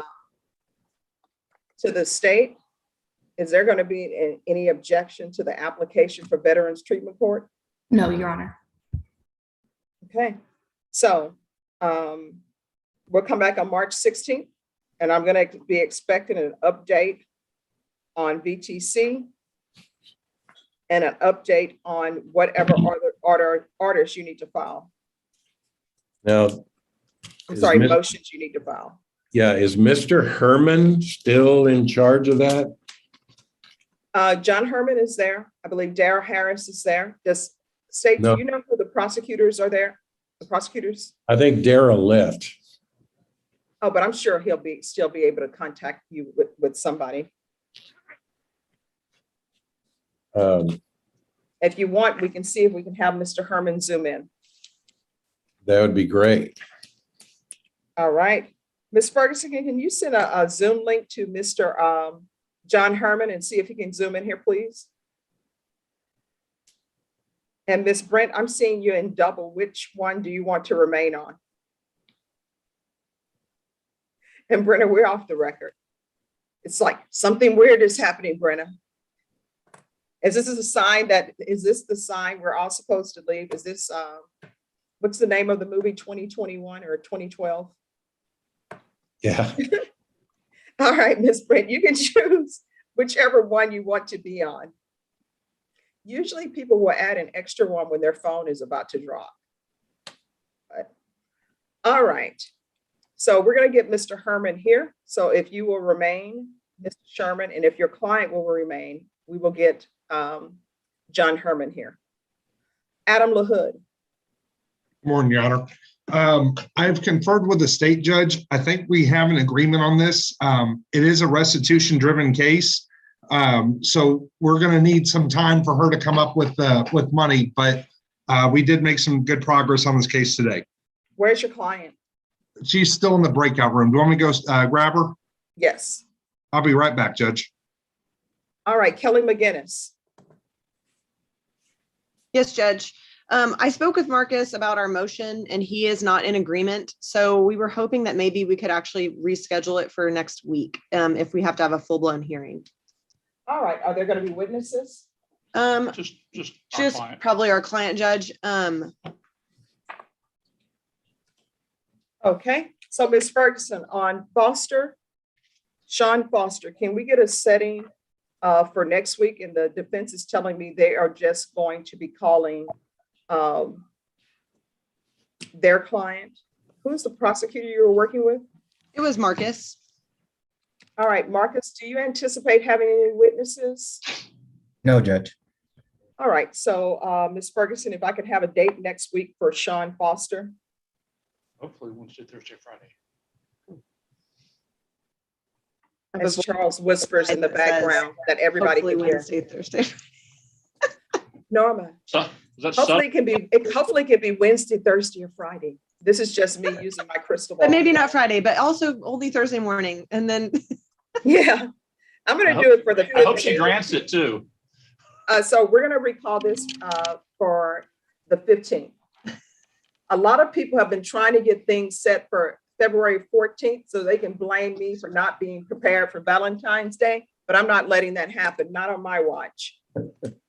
Judge, is there any way, we have a huge trafficking case that we are meeting with the prosecutor on the 15th. And so I know that we're going to be over there at the DA's office for quite a while. Okay, Kelly is now trying to have me put it on the 14th because she's not No, prepared. 16th. Sometime Norma, after. Norma, is the 16th available?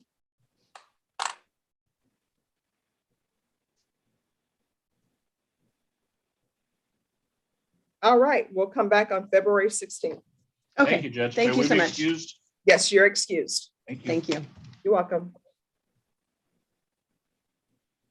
All right, Austin Hagee. Hello, Your Honor. I've conferred with the state. We're asking for 30 more days so they can review discovery. I'm also going to be giving them a forthcoming witness affidavit. It'll be the third affidavit in this case. So they'd like to review that affidavit and speak to the victim again. Last thing, we've conferred with the state about switching from partial house arrest to tracking only with no curfew, and they're unopposed. I'm going to be filing an unopposed motion today, but I just wanted to put that on your radar so he can work. With this pending charge, because it is such a serious charge, his work options are very limited in the 9 to 5 spectrum.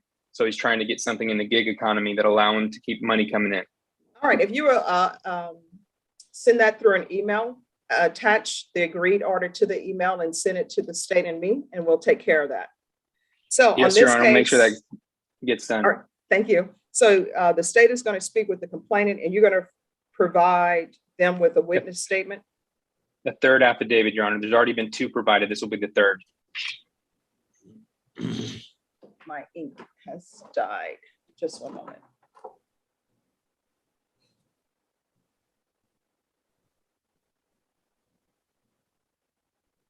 All right, Ms. Ferguson, on Della Riva, can I have a 30-day reset, please?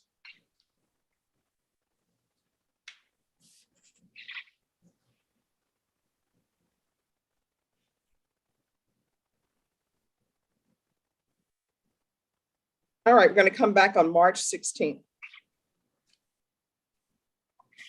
Will that be at 9 a.m., Your Honor? Yes, 9 a.m. Thank you very much. May I be excused? Yes, you and your client are excused. Thank you, Your Honor. Have a great day. Thank you. You too. Bye. Bye-bye. All right, are the parties here on Murmella? We are, Your Honor. Who is the prosecutor? Joe Ray, Judge. Thank you.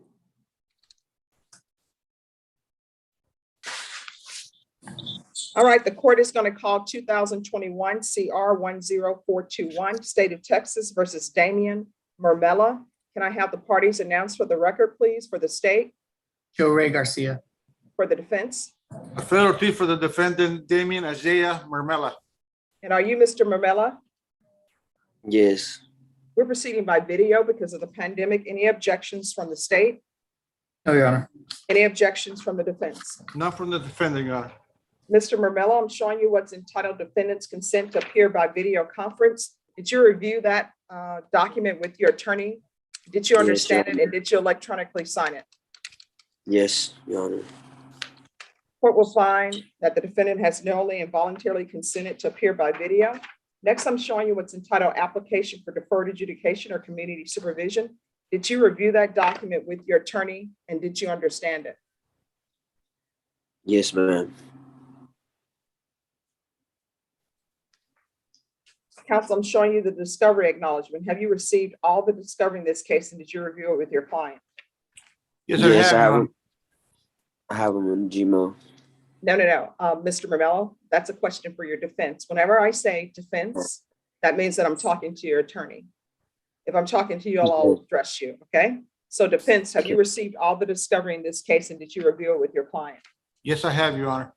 Court will find that the state is in compliance with discovery. Mr. Murmella, I'm showing you what's entitled true bill of indictment. Did you review that document with your attorney? Did you understand it? Yes. Counsel, do you waive the reading of the indictment? Yes, we do, Your Honor. State, are you proceeding on the indictment as presented? Yes, Your Honor. Murmella, I'm showing you what's entitled court admonishments. Did you review this document with your attorney? Did you understand it? Did you electronically sign it in all the appropriate places? Yes, ma'am. Did you understand you're charged with unauthorized use of a vehicle? That's a state jail felony. The range of punishment is anywhere from 180 days up to 2 years in the state jail facility and up to a $10,000 fine. Did you understand? Yes, ma'am. If you have a plea bargain agreement with the state, the court does not have to follow your plea bargain agreement. If for any reason the court does not follow your plea bargain agreement and gives you more than you bargained for, the fact that you entered a plea will not be used against you and you will be allowed to withdraw your plea. Did you understand? Yes, ma'am. Did you understand you have a right to jury trial, a right for you or your attorney to cross-examine and confront any witnesses the state will call and the right to remain silent? Yes, ma'am. Did you understand by entering this plea bargain agreement, you were giving up those rights? Yes, ma'am. Did you intend to give up those rights and enter into a plea bargain agreement in this case? Yes. Did you understand if the court were to grant your application for deferred adjudication, if for any reason your deferred adjudication were revoked, the court could find you guilty, not grant you community supervision, and sentence you up to 2 years in the state jail facility and up to a $10,000 fine? Did you understand? Yes. Everyone, just give me a moment, please.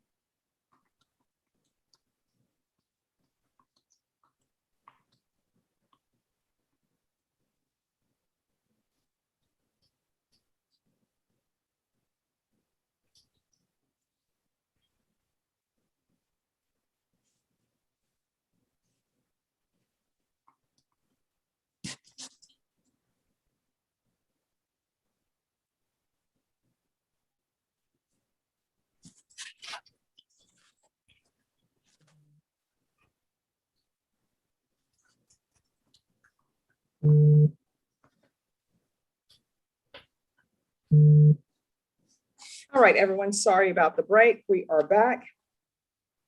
Where did Mr. Mermello go? No, I'm right here. All right, we're back on the record. Mr. Ortiz, do you believe your client has a rational as well as a factual understanding of the charges against him? Yes, I do, Your Honor. Do you believe he's currently competent and was legally sane at the time of the offense? I believe so. Mr. Mermello, has anyone threatened you, coerced you, or placed you in fear to get you to enter this plea?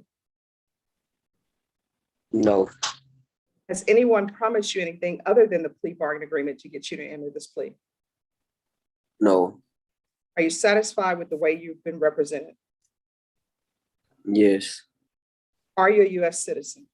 yes, Court will find that the defendant has knowingly and voluntarily waived his right to jury trial. Next, I'm going to show you the plea bargain page. Have you reviewed that page with your attorney and did you understand it? yes, According to the plea bargain agreement, there's a $1,500 fine to be probated. State recommends deferred adjudication. This will run concurrent with County Court Cause number 670257, 671375. State will take in consideration 2021 CR 10422, and there's to be no contact with Matthew James, Janes. Did you understand that to be the plea bargain agreement? yes, Your Honor. Defense, is that the plea bargain agreement? Yes, it is, Your Honor. State, is that the plea bargain agreement? Yes, Your Honor. Off the record for a moment. Rebecca, this is Damian Mermello. It's 2021 CR 10421. And the charge is unauthorized use of a vehicle, and he's applied for deferred adjudication. All right, we are back on the record. Next, I'm showing you the paragraph entitled Waiver of Appeal. Did you review that paragraph with your attorney? Did you understand it? And did you electronically sign it? Yes, Did you understand by signing that you're waiving your right to appeal? The only items that can be appealed are written pretrial motions that have been signed, filed, and heard by the court. Did you understand? yes, Counsel, have there been any such motions? No, I have not, Your Honor. Next, I'm showing you outside the plea bargain agreement, the state is requesting that your deferred adjudication be for a term of 2 years. There be a TAP evaluation and 80 hours of community service restitution. Did you understand those are recommendations from the state and the court does not have to follow those recommendations? yes. Then to the But, offense. Then to the offense is, yes? Does it like is it 2 different probations, or is it will be on? You could assign it to my same probation officer. No, I'm not in charge of assigning you to different probation officers. You understand? Yes, So my question for you is, do you understand that the state is requesting that your deferred adjudication be for a total of 2 years? Do you understand that?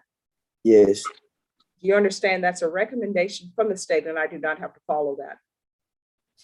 yes, Do you understand that the state is asking for a TAP evaluation? I don't know what the type of evaluation is. That it's an evaluation to determine if you have any drug issues or mental health issues. Do you understand? Yes, ma'am. All right. Do you understand that I do not have to recommend that? Yes, Your Honor. Do you understand the state is asking for 80 hours of community service restitution? Yes, Do you understand that I do not have to recommend that? Do you understand I don't have to order that? I can order something else? yes, All right. Then to the offense is charged in the indictment. How do you plead? Guilty, not guilty, or no contest? no contest. State, any evidence to support the defendant's plea? State offers State's Exhibit 1 and attachments. Any No objection? objection, Your Honor. Mr. Mermello, I'm showing you what's entitled waiving consent to stipulation of testimony and stipulations. Did you review that document with your attorney? Did you understand it? Did you electronically sign it in all the appropriate places? Yes, ma'am. Again, did you understand you have a right to jury trial, a right for you or your attorney to cross-examine and confront any witnesses the state will call and the right to remain silent? Yes, ma'am. Did you understand that the state will be presenting evidence in the form of witnesses' statements and police reports, but most importantly, there will be no live testimony? Did you understand? Yes. Court will find that defendant has knowingly and voluntarily waived and consented to stipulation of testimony and stipulations. The court will accept into evidence states exhibits 1 and attachments and review the same.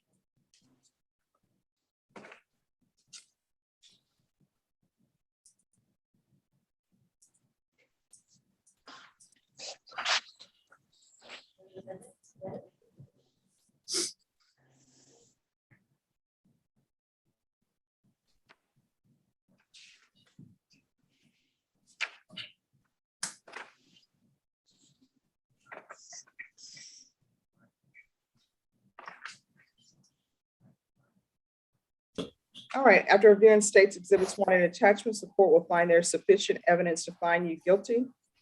The court will defer finding of guilt as you've applied for deferred adjudication. Are we proceeding with sentencing? Yes, Your Honor, we are willing to waive the preparation of PSI. Anything you wish to say on webehalf of your client? We're just asking for the court to follow the plea bargain agreement that we have with the state, Your Honor. All right, Mr. Romella, are you employed? Yes. Are you employed? Do you have a job? No, ma'am. How do you support yourself? Stay with my family. Okay, you need to adjust your phone because I can't see your face. I stay with my family. How old are you? 18. How far did you go in school? I'm graduated.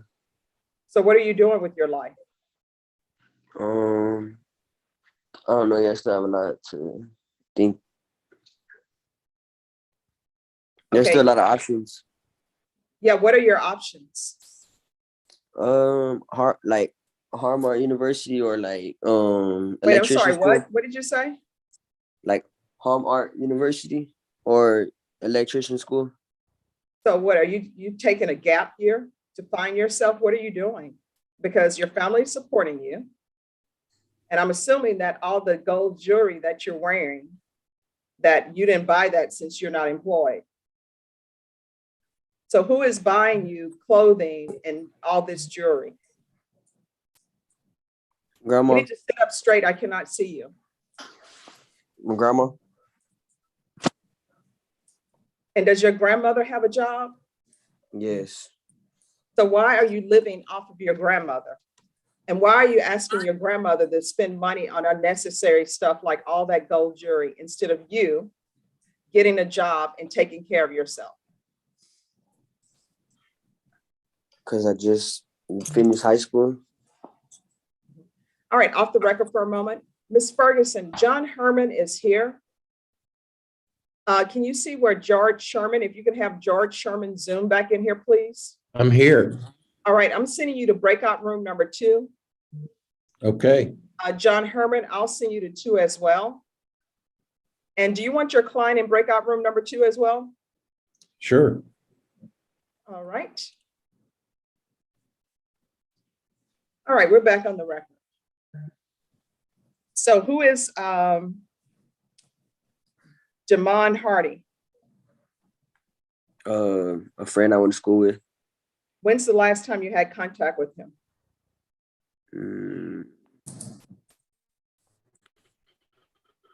It's been like 2 weeks. Who is Johnny Mata? A friend of mine too. When's the last time you had contact with Johnny Mata? When I was with my ex-girlfriend. Right, do you have, go ahead. I haven't talked to them since before Christmas. Do you have any children? No. Okay, that's a good thing. Are you expecting any children? No. Okay, that's a good thing. Let's not go down to that path until we are employed and ready to financially support and be able to raise a child. You understand? Yes, Your Honor. I can't stop people from doing it, but I think you need to be prepared. Every parent will tell you children are very expensive. We love them, but they're expensive. If you're drug tested today, what are the results going to be? And be honest, because guess what? You're going to get drug tested today. So let me know now. Coming out dirty. For what? And don't just tell me marijuana. What are you going to be dirty for?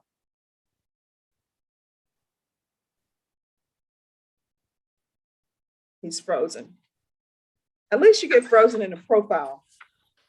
No, All I'm right. sorry. Yeah, somebody called me. What are you going to be dirty for? Weed. What else? That's it. You're going to get drug tested today. Is that all you're telling me is going to be in your system? Maybe a little bit of alcohol. All right. And what else? That's it. Okay. So here's the thing. You may not have heard of it, but there's a pandemic that's going on. Do you love your grandmother? Yes. All right. Unless you're growing weed in your backyard or in your house in some sort of solarium, that means that you're around people who are smoking weed. And what I know, and though I know it not from experience because I've never tried marijuana, but it appears to me that people are usually not careful. I don't think people are passing, doing the puff, puff, pass, and they're wearing their mask. So you're putting your grandmother in danger because you want to be an 18-year-old with no employment, smoking weed and stealing cars. That's going to stop. You understand? Yes, Your Honor. And you are getting a job. When people try to find themselves during their gap year, usually the wealthy people just travel. And then maybe as a side jaunt, they'll do some community work for like a week and the rest of it is travel. Your grandmother is financially supporting you. So your gap year is going to be filled with you. You can meditate and find yourself, but you're going to find yourself employed as well. Do you understand? Yes, Your Honor. All right, I'm going to follow your agreement. This is what the court is going to order. It's going to be 2 years deferred adjudication, $1,500 fine, probated, 120 hours of community service restitution. 40 of those hours will be waived if you provide proof of a COVID vaccination. I'm not ordering anyone to get the COVID vaccination, but if you do, 40 of those hours will be waived. The remaining hours will be waived if he completes, if he obtains a degree. And you can get your associates in 2 years. And if you're really serious, you can actually get it in 1. So don't do this thing where you're taking 2 or 3 hours a semester. I used to take 24 hours a semester. So I know it can be done. So remaining community service hours will be waived if he obtains a degree or if he's in some sort of trade school and attains his certification. There's to be no contact with Matthew James, Demond, D-E-M-O-N-D, Hardy, and Rebecca, that's James, J-A-N-E-S. No contact with Johnny Mata. I want him tested for levels. Your levels have better start going down. And he's to do a drug test today before 3 p.m. I'm going to want field visits, random, 2 times per month. There's to be regular Zoom reporting or in person. So if something happens and you can't report by Zoom, you to do it in person. This is to run concurrent with County Court Cause number 670-257, 671375, taking consideration 2021 CR 10422. Is there any restitution in this case? It was already, it's upfront restitution is already being paid, Your Honor. Okay. Defense showed proof of $1,000 paid restitution. And what date was that paid? Do we know? Yesterday.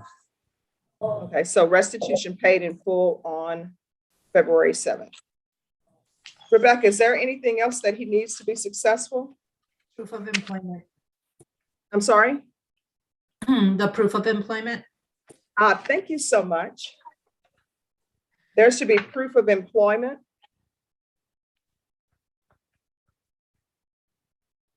Within 30 days. There should be no employment as a home health care provider or with minors. And with regards to employment, Mr. Mamelo, let me just tell you, sometimes people let pride get in their way. They don't want to flip fries because they're like, I don't want my friends seeing me flipping fries, but you need to get employment. And once you get a job, and this is a life lesson, let's say you end up with a job at a fast food restaurant. Don't quit that job until you get a better job. And be sure to give that job 2-week notice, because you never know, when you go up the ladder, you may have to come down the ladder. And if you treat people badly because you're on your way up, you may end up coming back down and need to talk to those people. And nobody's going to want to hire you if you don't give them their 2-week notice. Do you understand? Yes. All right, Rebecca, is there anything else that he needs? No, ma'am. Mr. Romello, is there anything you need from the court in order to be successful? No. I'm showing you what's entitled Trial Court Certification of Defendant's Rights to Appeal. Did you review that document with your attorney? Did you understand it, and did you sign it? Yes. Because this is a plea bargain agreement, because I followed your plea bargain agreement, and because you waived your right to appeal, you do not have the court's permission to appeal. Do you understand? Yes. All right, we can go off the record. Mr. Romello, you told me you love your grandmother. You had better start doing right by her. You understand? And you Yes, don't want to ma'am. be the cause of her catching some kind of virus because you are not being careful. Okay? Yes, ma'am. Don't let your life turn out to be a moment from imitation of life. I know that's a reference that nobody else gets, but you need to watch the movie. All right, I'm going to send you to breakout room number 5. Mr. Ortiz, you can go to 5 or you can be excused. Probation will meet you in the breakout room. Thank you, Your Honor. Okay. Judge, are you ready for me to go in there now? Yes, you can go in there now. Okay, thank you. And if there are attorneys that are available, I'm looking for you on the screen to add you to the spotlight. Just give me a moment. Judge, I'm ready to report back on my conference with Marcus whenever the court's ready. Okay, who is your client? Gabrina Badillo. I received an offer from Marcus this How do you morning. spell your client's last name? Badillo. She's on here somewhere. She was in a breakout room, but I told her to come back because you want to talk to her. Okay, let me see. I'm trying to find her. Come on. There she is. All right, so what is happening on this case? Judge, would like to see if you can recall us for Friday. I'm already set with you on a bond hearing. I conveyed the offer and she's going to let me know if she accepts it. If she does, I'll let Marcus know so we can get paperwork going and try to resolve it on Friday if that's okay.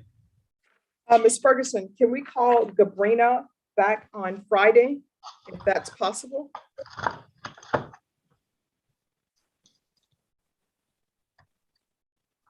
All right, so we will come back on the 11th. All right, thank you, Judge. Thank you. You and your client are excused unless you have someone else with us. That's it. Thank you. Have Thank a good day, you. Judge. Oh, thank you. You too. You have a great day. Yes, sir. Bye. All right, Carl Alexander. Hi, Judge. It's Ryan- never good when somebody starts with so. Sorry. That's Ryan- okay. No, there's something else coming after. What's going on with Mr. Solar? Well, the state is going to be submitting to the court a motion, a withdrawal on the motion to enter adjudication of guilt on my client. There was apparently a clerical error. We'll just say that resulted in the submission of the motion. All right. And has he already talked with the probation officer? There's no- I have, Judge. We brought Ms. Reyes in. She submitted it to me. I think I sent it your way, so you should be getting it shortly. Okay, just 1 second. But does she need to speak to him? I do have the motions withdrawn. I'm signing it now. Does she need to speak with him to give him any update on what he needs to do when he gets out? I don't believe so, Judge. There's nothing new. We're not asking the court to amend anything. He knows that when he gets out, he needs to check in. All right, make sure you check in, Mr. Solar. Otherwise, there's going to be another motion filed. Do you understand? Yes, ma'am. All right, good luck to you, Mr. Solar. If you have nothing else with us, you're excused, Mr. Alexander. Thank you, Judge. Have a wonderful day. All right, thank you. You too. And say hello to Dr. Strange for us. I will. All right. Norma L8 can go back. So I could, can I leave? She's going to let the deputy know.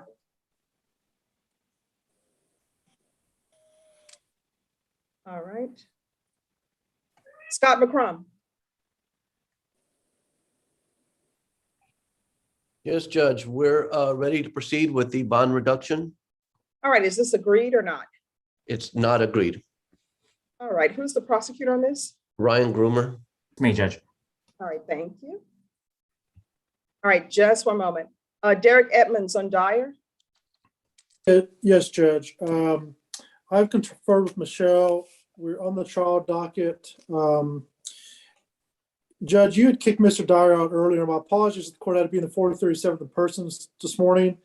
He's always appeared in person at my office, so he's never really done a Zoom hearing before. So he's got it figured out. But we would like to stay on the trial docket, and I have got to talk to Michelle about it already this morning. Michelle Hayden. Do you have all the discovery? We do, Judge. All right, so Mr. McCrum, let me put this on the record very quickly. Ms. Ferguson, if I could have a trial setting in the chat box, please. Court is calling 2020 CR 8516, State of Texas versus Wilson Dyer. And I have the defense announced for the record. For the defense. Defense is ready, Judge. Yes, if you can announce for the record, please. Yes, Judge. The case is set for trial today. You're Judge. Derek Edmonds We're for the asking- defense.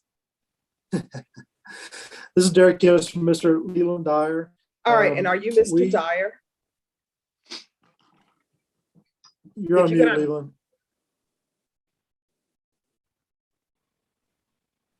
Are you Mr. Dyer? Yes, I am. All right, defense, have you received all the discovery in this case? We have, Judge. Has an offer been tendered? An offer has been tendered. Mr. Dyer, are you rejecting that offer? I am. Are you requesting a jury trial? Yes, Your Honor. All right, your jury trial date will be March 21st. Any objections from the defense? No, Your Honor. Mr. Dyer, do you have any objection to March 21st as the jury trial date? No, Your Honor. Your jury trial date will be March 21st at 9 a.m. You'll need to appear in the 187 District Court dressed for trial. The court is located at 300 De La Rosa. Do you understand? Yes, Your Honor. When is your jury trial date? It is, oh my God, March 27th, 21st. 21st, 9 21st. a.m., 187. All right. Thank you. You both are excused if you have nothing else with us. Thank you, Judge. know, Take Your care. Honor.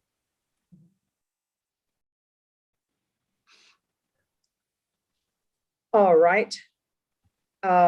And Matthew Allen, you're here for Christopher Diaz. Yes, Judge, he should be in the courtroom. All right, to the courtroom. Could you have Mr. Diaz come up, please?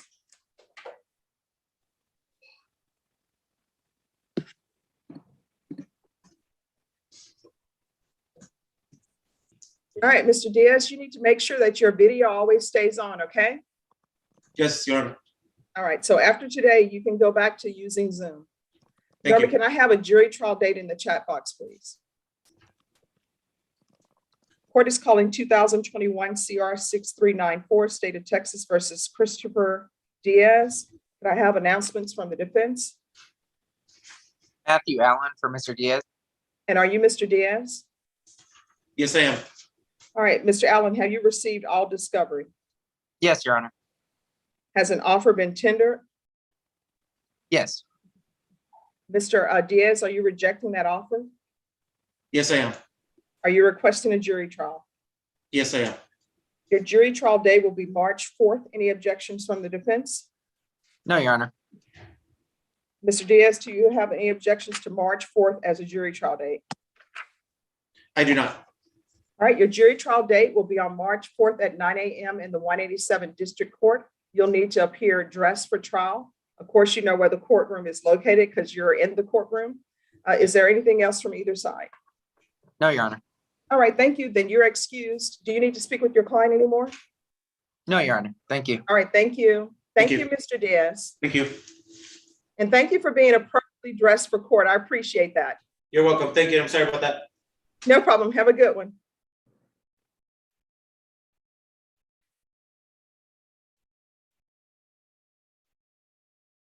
And John Herman? Yes, Judge. Yes, on the case on. Ernesa Brent.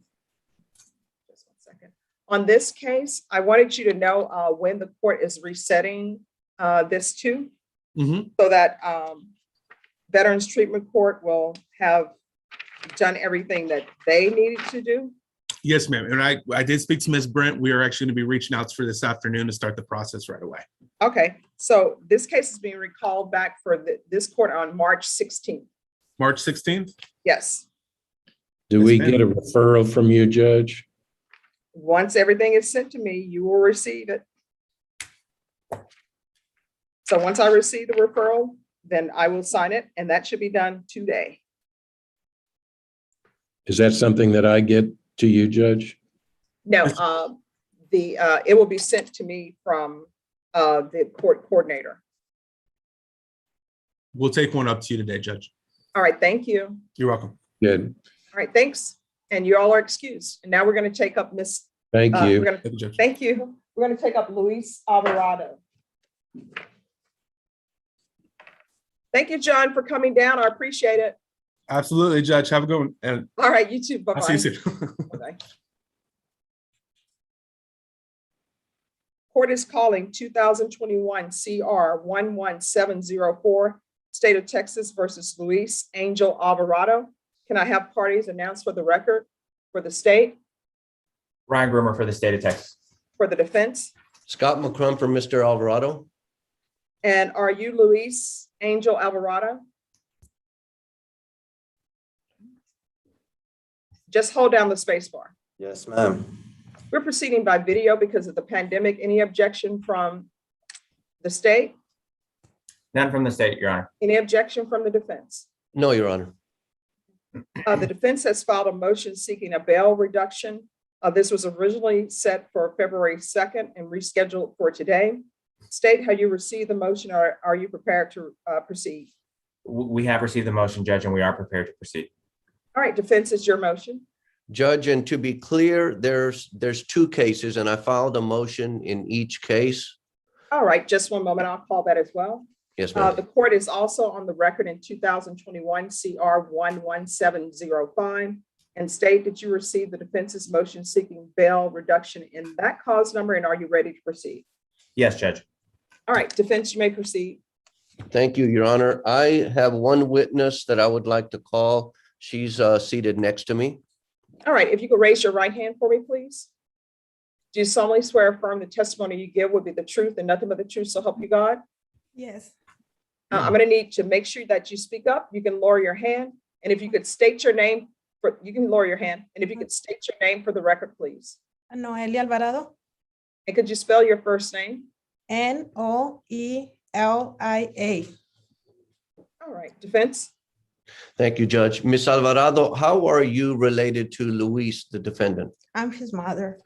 Okay, and we're here to ask the judge to reduce the bonds on these two cases. Yes. Have you tried to raise the money to make bond at the amount that they're set at right now? Yes, but that's too much money. How much have you been able to raise so far? Like 6,000. 6,000 total for? Yes. And does that include any savings or money that you have put away? Yes, I don't have any more savings. Okay. How are you employed, Ms. Alvarado? I work with my husband. He has a tile company and I work with him in construction. Okay. He installs tile? Yes. Okay. Is it a big company? Does he have a lot of employees? Like 6 or 7 and 3 women. Okay. 3, yeah. Okay. And so does the business of your husband have any savings or any money aside from that $6,000? Yes, And how much is that? it's like 4,000. Okay. Have you tried to sell any items of value, maybe jewelry, automobiles, things that aren't absolutely essential? No, I don't have any, just my wedding ring. Just your wedding ring? Yes, Okay, you don't have any other jewelry that you could sell, or no, have you tried to borrow money from family or friends? yes, And have any of your family or friends been able to contribute to the money that you have raised? yes, my dad and my sister and Luis's girlfriend. Okay, and in my office seated behind me, is that your sister and his girlfriend? Yes, Okay, and so they've already contributed what they could to this? yes, Okay, what about as far as applying for an institutional loan, a bank or a loan company, payday loans, any of that stuff? yes, I tried, but they don't let me any. Okay, is that have something to do with yours and your husband's immigration status? Yes, because my husband, he has a like good work and everything, but he doesn't have a social security, so they don't let me like any money. Okay, do you, as far as Luis, if he were to be released, where would he be living? With me? And you would welcome him living with you? Yes, of course, And you live in a house or an apartment? in a house, And how far from the apartment complex where this incident occurred is your house? like 4 miles, I think. Okay. And if he were ordered to be on full house arrest or partial house arrest so he could work, would you make whatever arrangements would be necessary and accommodations in your house so that he could be on the monitor? Yes, of course. I want to go back to the date of or when this incident happened. He wasn't arrested when this incident happened, correct? Correct. And in fact, when you found out that he was wanted for this, you brought him into the office to meet with me, correct? Yes, And then after we discussed it, we decided he needed to turn himself in, correct? correct. And you ended up driving him to the jail and he turned himself in, correct? Yes, If he were to release on bond, would he be able to work with your husband's business? yes, And he has 2 young children of his own, understand? yes. How old are they? 4-year-old and 18 months baby boy. Okay. And as far as his criminal history, he only has 1 marijuana case that he's ever been charged with, correct? Correct.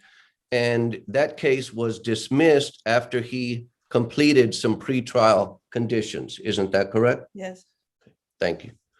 Pass a witness, Judge. All right, State. Just briefly, ma'am, what is your address on Vicker Street? I already moved from that house because I was like so scared to be living there. Okay. What is your? But my understanding is you told, and maybe I misunderstood on direct. Did you say what street do you live on now that Luis would be going to if he was let out on bond? Oh, it's 2155 Flora Vista. Okay. And you said that is approximately 4 miles from the apartment complex where this happened, where Luis used to live? Yes, I think so. Or 3.5, I'm not sure. I'm gonna check the zip code. No. Okay. Okay, and so you don't have an address on Vickers anymore? No, Does any of your family live on Vickers Street? no, You don't have anyone who Actually, we are like cleaning the house and everything, but we just go back and do whatever I have to do, and like the house is gonna be empty. Okay, but you still own it? Yo no. Well, you're paying the bank. Oh, yes, I own. Okay. But now you said you live at the 2155 Flora Vista address. And I pulled it up just on a map thing, and it says it's roughly 2.5 miles from the apartment complex. Is that accurate? Does that sound about right? You said 3 miles, but roughly about 2 or 3 miles away. Oh, I put it on my GPS and they show it was 3.5. Okay. Everyone, just one moment, please.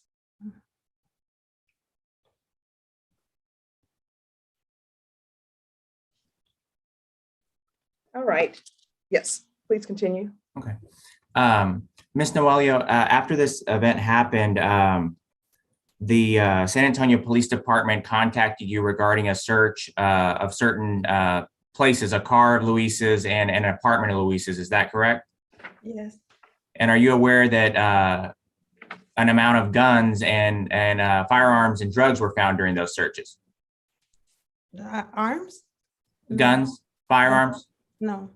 You aren't aware of any firearms or ammunition that was found? No. Okay. I'll pass the witness, Your Honor. I don't have any other questions. No follow-up, Judge. All right, any other witnesses? No, Your Honor. All right, state any witnesses or evidence.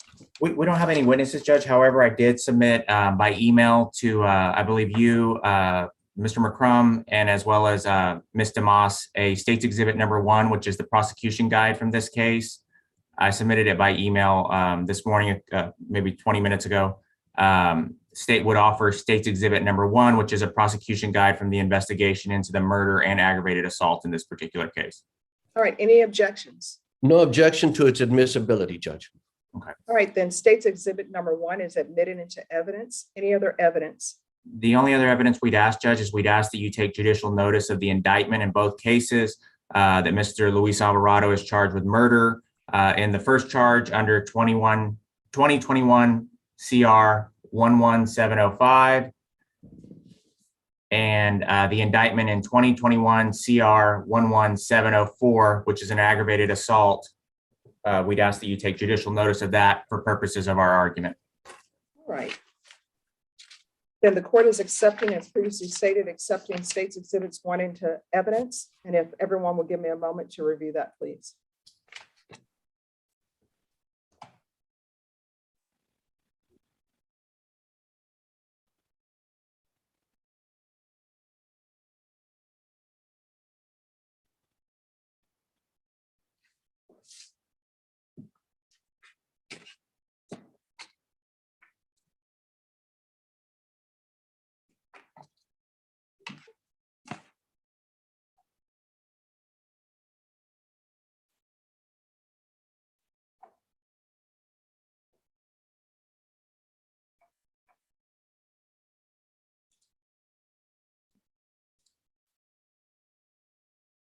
All right, the court has read State's Exhibits number 1. The court will hear argument. Defense, is your motion. You may begin. Your Honor, I think it's clear. I hope it's clear to the court that his family, Luis Alvarado's family, is trying their best to raise enough money to get him out on bond, and that the current amounts are simply way out of reach for them. In 11704, the aggravated assault, a bond in the amount of 40 or 50,000 to 50,000, and in the murder, perhaps a bond in the amount of 80 to 100 would be arranged that they could find someone with a partial down payment and make payments to secure his release. He did turn himself in when he found that he was charged with this. And when he had his only other prior arrest, he complied with UAs that were conditioned upon him that if he complied, the case would get dismissed. And from my understanding and from looking on the court records, that's what happened. And so I think that leans heavily on his responsibility, his understanding of duty to the court. And when he has to turn himself in, he turns himself in, and he knew what he was facing when he did it. It is a serious case, but I think 100,000 on one and 40 to 50 on the other is an amount, I think, that does reflect the seriousness of the case, but will also provide him an opportunity to be out, to assist me in his defense, and to comply with whatever conditions the court would assess. GPS, partial so he could work, if you would, or maybe full GPS till he shows compliance. But that's all, Judge. All right, state, I'll hear argument. You're muted. Oh, sorry, thank you. Sorry, apologize. Judge, obviously the ability to pay the bond is one factor the court should consider in this. However, an additional factor, and I believe it's appropriate in this case to look at this, is the facts. We have a case in which Mr. Alvarado is charged with murder for the murder of Santos Cedillo, involving a shooting that happened in an apartment parking lot, as well as a shooting at Santos Cedillo's girlfriend, Maria Hernandez, that same night. The state's position, Judge, is that obviously Mr. Alvarado lived in that neighborhood, lived in that apartment complex with the deceased and his girlfriend. He knows who they are. At that point, after the shooting, although he did eventually turn himself in, he did flee from the scene that night. That you saw in State's Exhibit 1, they were tracking social media accounts that he may have went to Houston. At some point, he did turn himself in only after contact had been made to his mother. The U.S. Marshals were out looking for him. I don't think he had many choices in terms of turning himself in after he had fled from the scene, Judge. Obviously the safety of the community and the victims. We have a victim who lives in very close proximity to where the defendant would be staying. Originally, her concern was that he lived on Vickers, which was slightly more than a mile away from where she lives.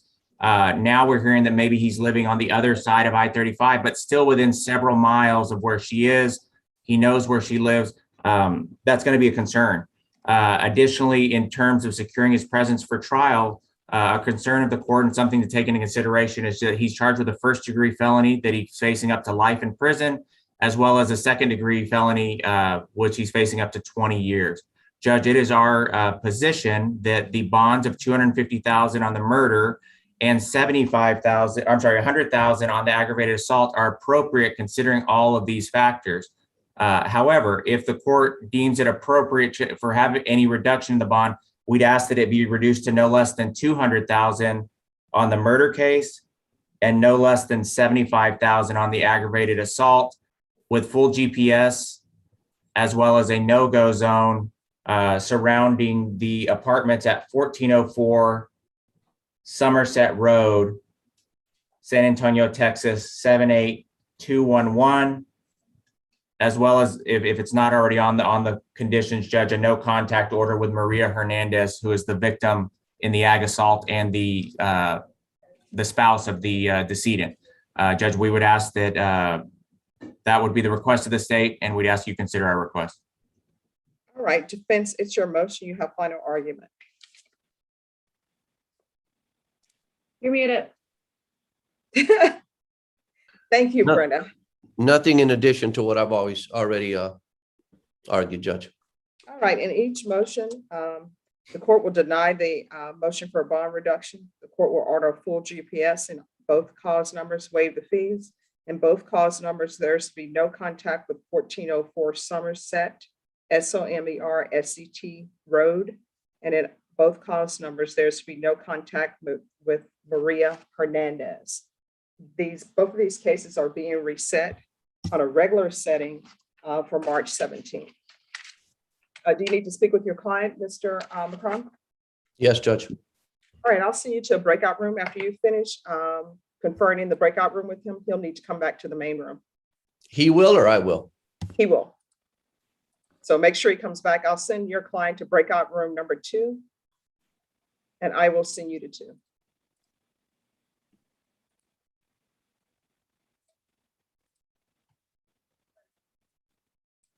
All right, Mr. Duarte. Yes, Your Honor. Thank you. I understand you've completed the plea and I have signed the dismissal. Thank you very much. I appreciate it. I hope everybody has a great day because it's a beautiful day outside. All right, you have a great day, but I see Bambi's mom is behind you. I don't know how great her day was. Actually, that's Bambi's dad. And I will tell you that 20 years ago, he was happy to leave this earth and he tasted better than most steaks you're going to eat at a good restaurant. Okay. Have a good one, Duarte. Thank you. All right, you're welcome. Adam LaHood on Ms. Boyd. Yes, Your Honor. We've conferred with the state judge. As I was saying earlier, this is a restitution-driven case. We have an agreement, but what the state's wanting her to do is pay restitution up front, and then upon that, enter a plea for a judgment satisfied. So when is this restitution going to be paid? And I'm sorry, to the clerks, could I have the file back on Clinique Boyd? No relation. All right, so how long is it going to take her to pay this? Judge, I don't know. She just was released from TDC. This is a bit of a strange case. It fell through the cracks. It was no one's fault or anything. It just, sometimes this happens. She was sent off to TDC with this one still pending. So she's getting back on her feet, complying with parole and everything else like that. The restitution amount is about $1,750. Which, I mean, it's not an insignificant sum. I don't want to tell the court a definite date. I know she's working. So the amount is how much? 1743 is the exact amount. And we're working to confirm just to make sure that we can't get her any kind of reduction on that as well. But as we stand right now, $1,743. All right, Ms. Ferguson, can we recall this in 2 weeks? In 2 weeks' time, this is what I'm going to want. I want to know how much she's going to be paying on this, and when do you anticipate it being paying off? All right. So if I can have a 2-week reset, Ms. Ferguson. All right, we're going to come back on February 28th. February 28th? Yes. And what I Thank you, need to know is I need to know how much she's going to be paying on this restitution and when it's going to be paid off. Yes, ma'am. Clinique, did you hear all that? Yes, sir, I did. Very good. All right, then you're both excused. See you on the 28th. Yeah. Clinique, I'll be giving you a call tomorrow, the next day, okay? Yes, sir. All right, take care of yourself. Thank you. And we're excused, Judge? Yes, you are. Thank All right, you. Have a good week. We have in the courtroom, I understand we have some parties in the courtroom.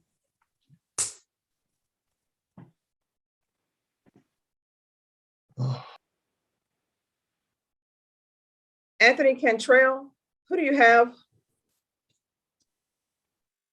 Did you call me, Judge? Yes. Yes. Sorry about that. I am pulled over. Who do you have? Whetstone. It was on yesterday's docket. Criminal Trial Division or Family Violence? Criminal Trial Division. All right, I'm going to send you. Family violence, Your Honor. It's family violence. Thank you. I'm going to send you to a breakout room to confer with the state. I'm going to send you to breakout room number 3. Thank you. Hi, guys. Hello. Hi. So we've just been given a jury trial schedule date. Did Ms. Ferguson give you all the dates? She mentioned that it was basically any Tuesday of March is the start dates. Is that correct? Yes. Yes. Awesome. And I think Mr. Martin and I have agreed on March 14th, if that's still available. And All right. Ms. Ferguson, is March 14th still available? oh, I guess I'm sorry. March 15th is the Tuesday. I'm sorry. That's okay. Is March 15th available, Ms. Ferguson? She says no, March 21st. Okay. So I'll need to confer. I'm sorry. Sure, no problem. Talk with my expert real quick.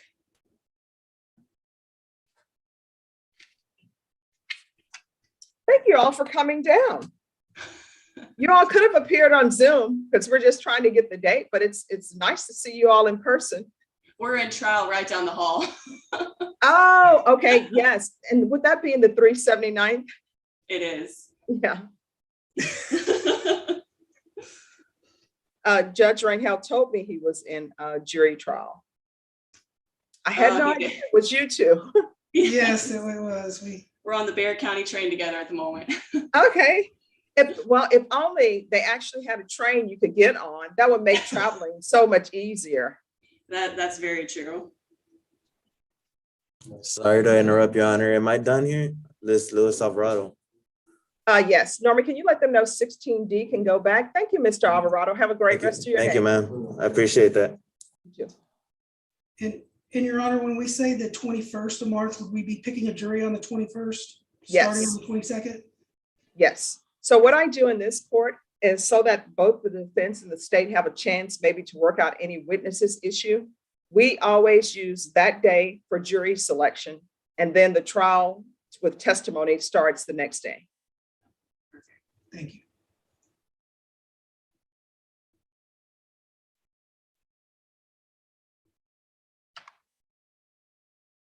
Brenna, you can take your break. Okay, Judge, thanks. Thank you. Sorry, I'm just waiting on a response from my expert. Oh, no problem. My promise to the court reporter is always to try to give her break at 12:30. I'm giving her a break at 12 today because it is National Court Reporting Week and we should be nice to our court reporters. Oh, I didn't know that. That's awesome. Yes. The 187th has the best court reporter in the world.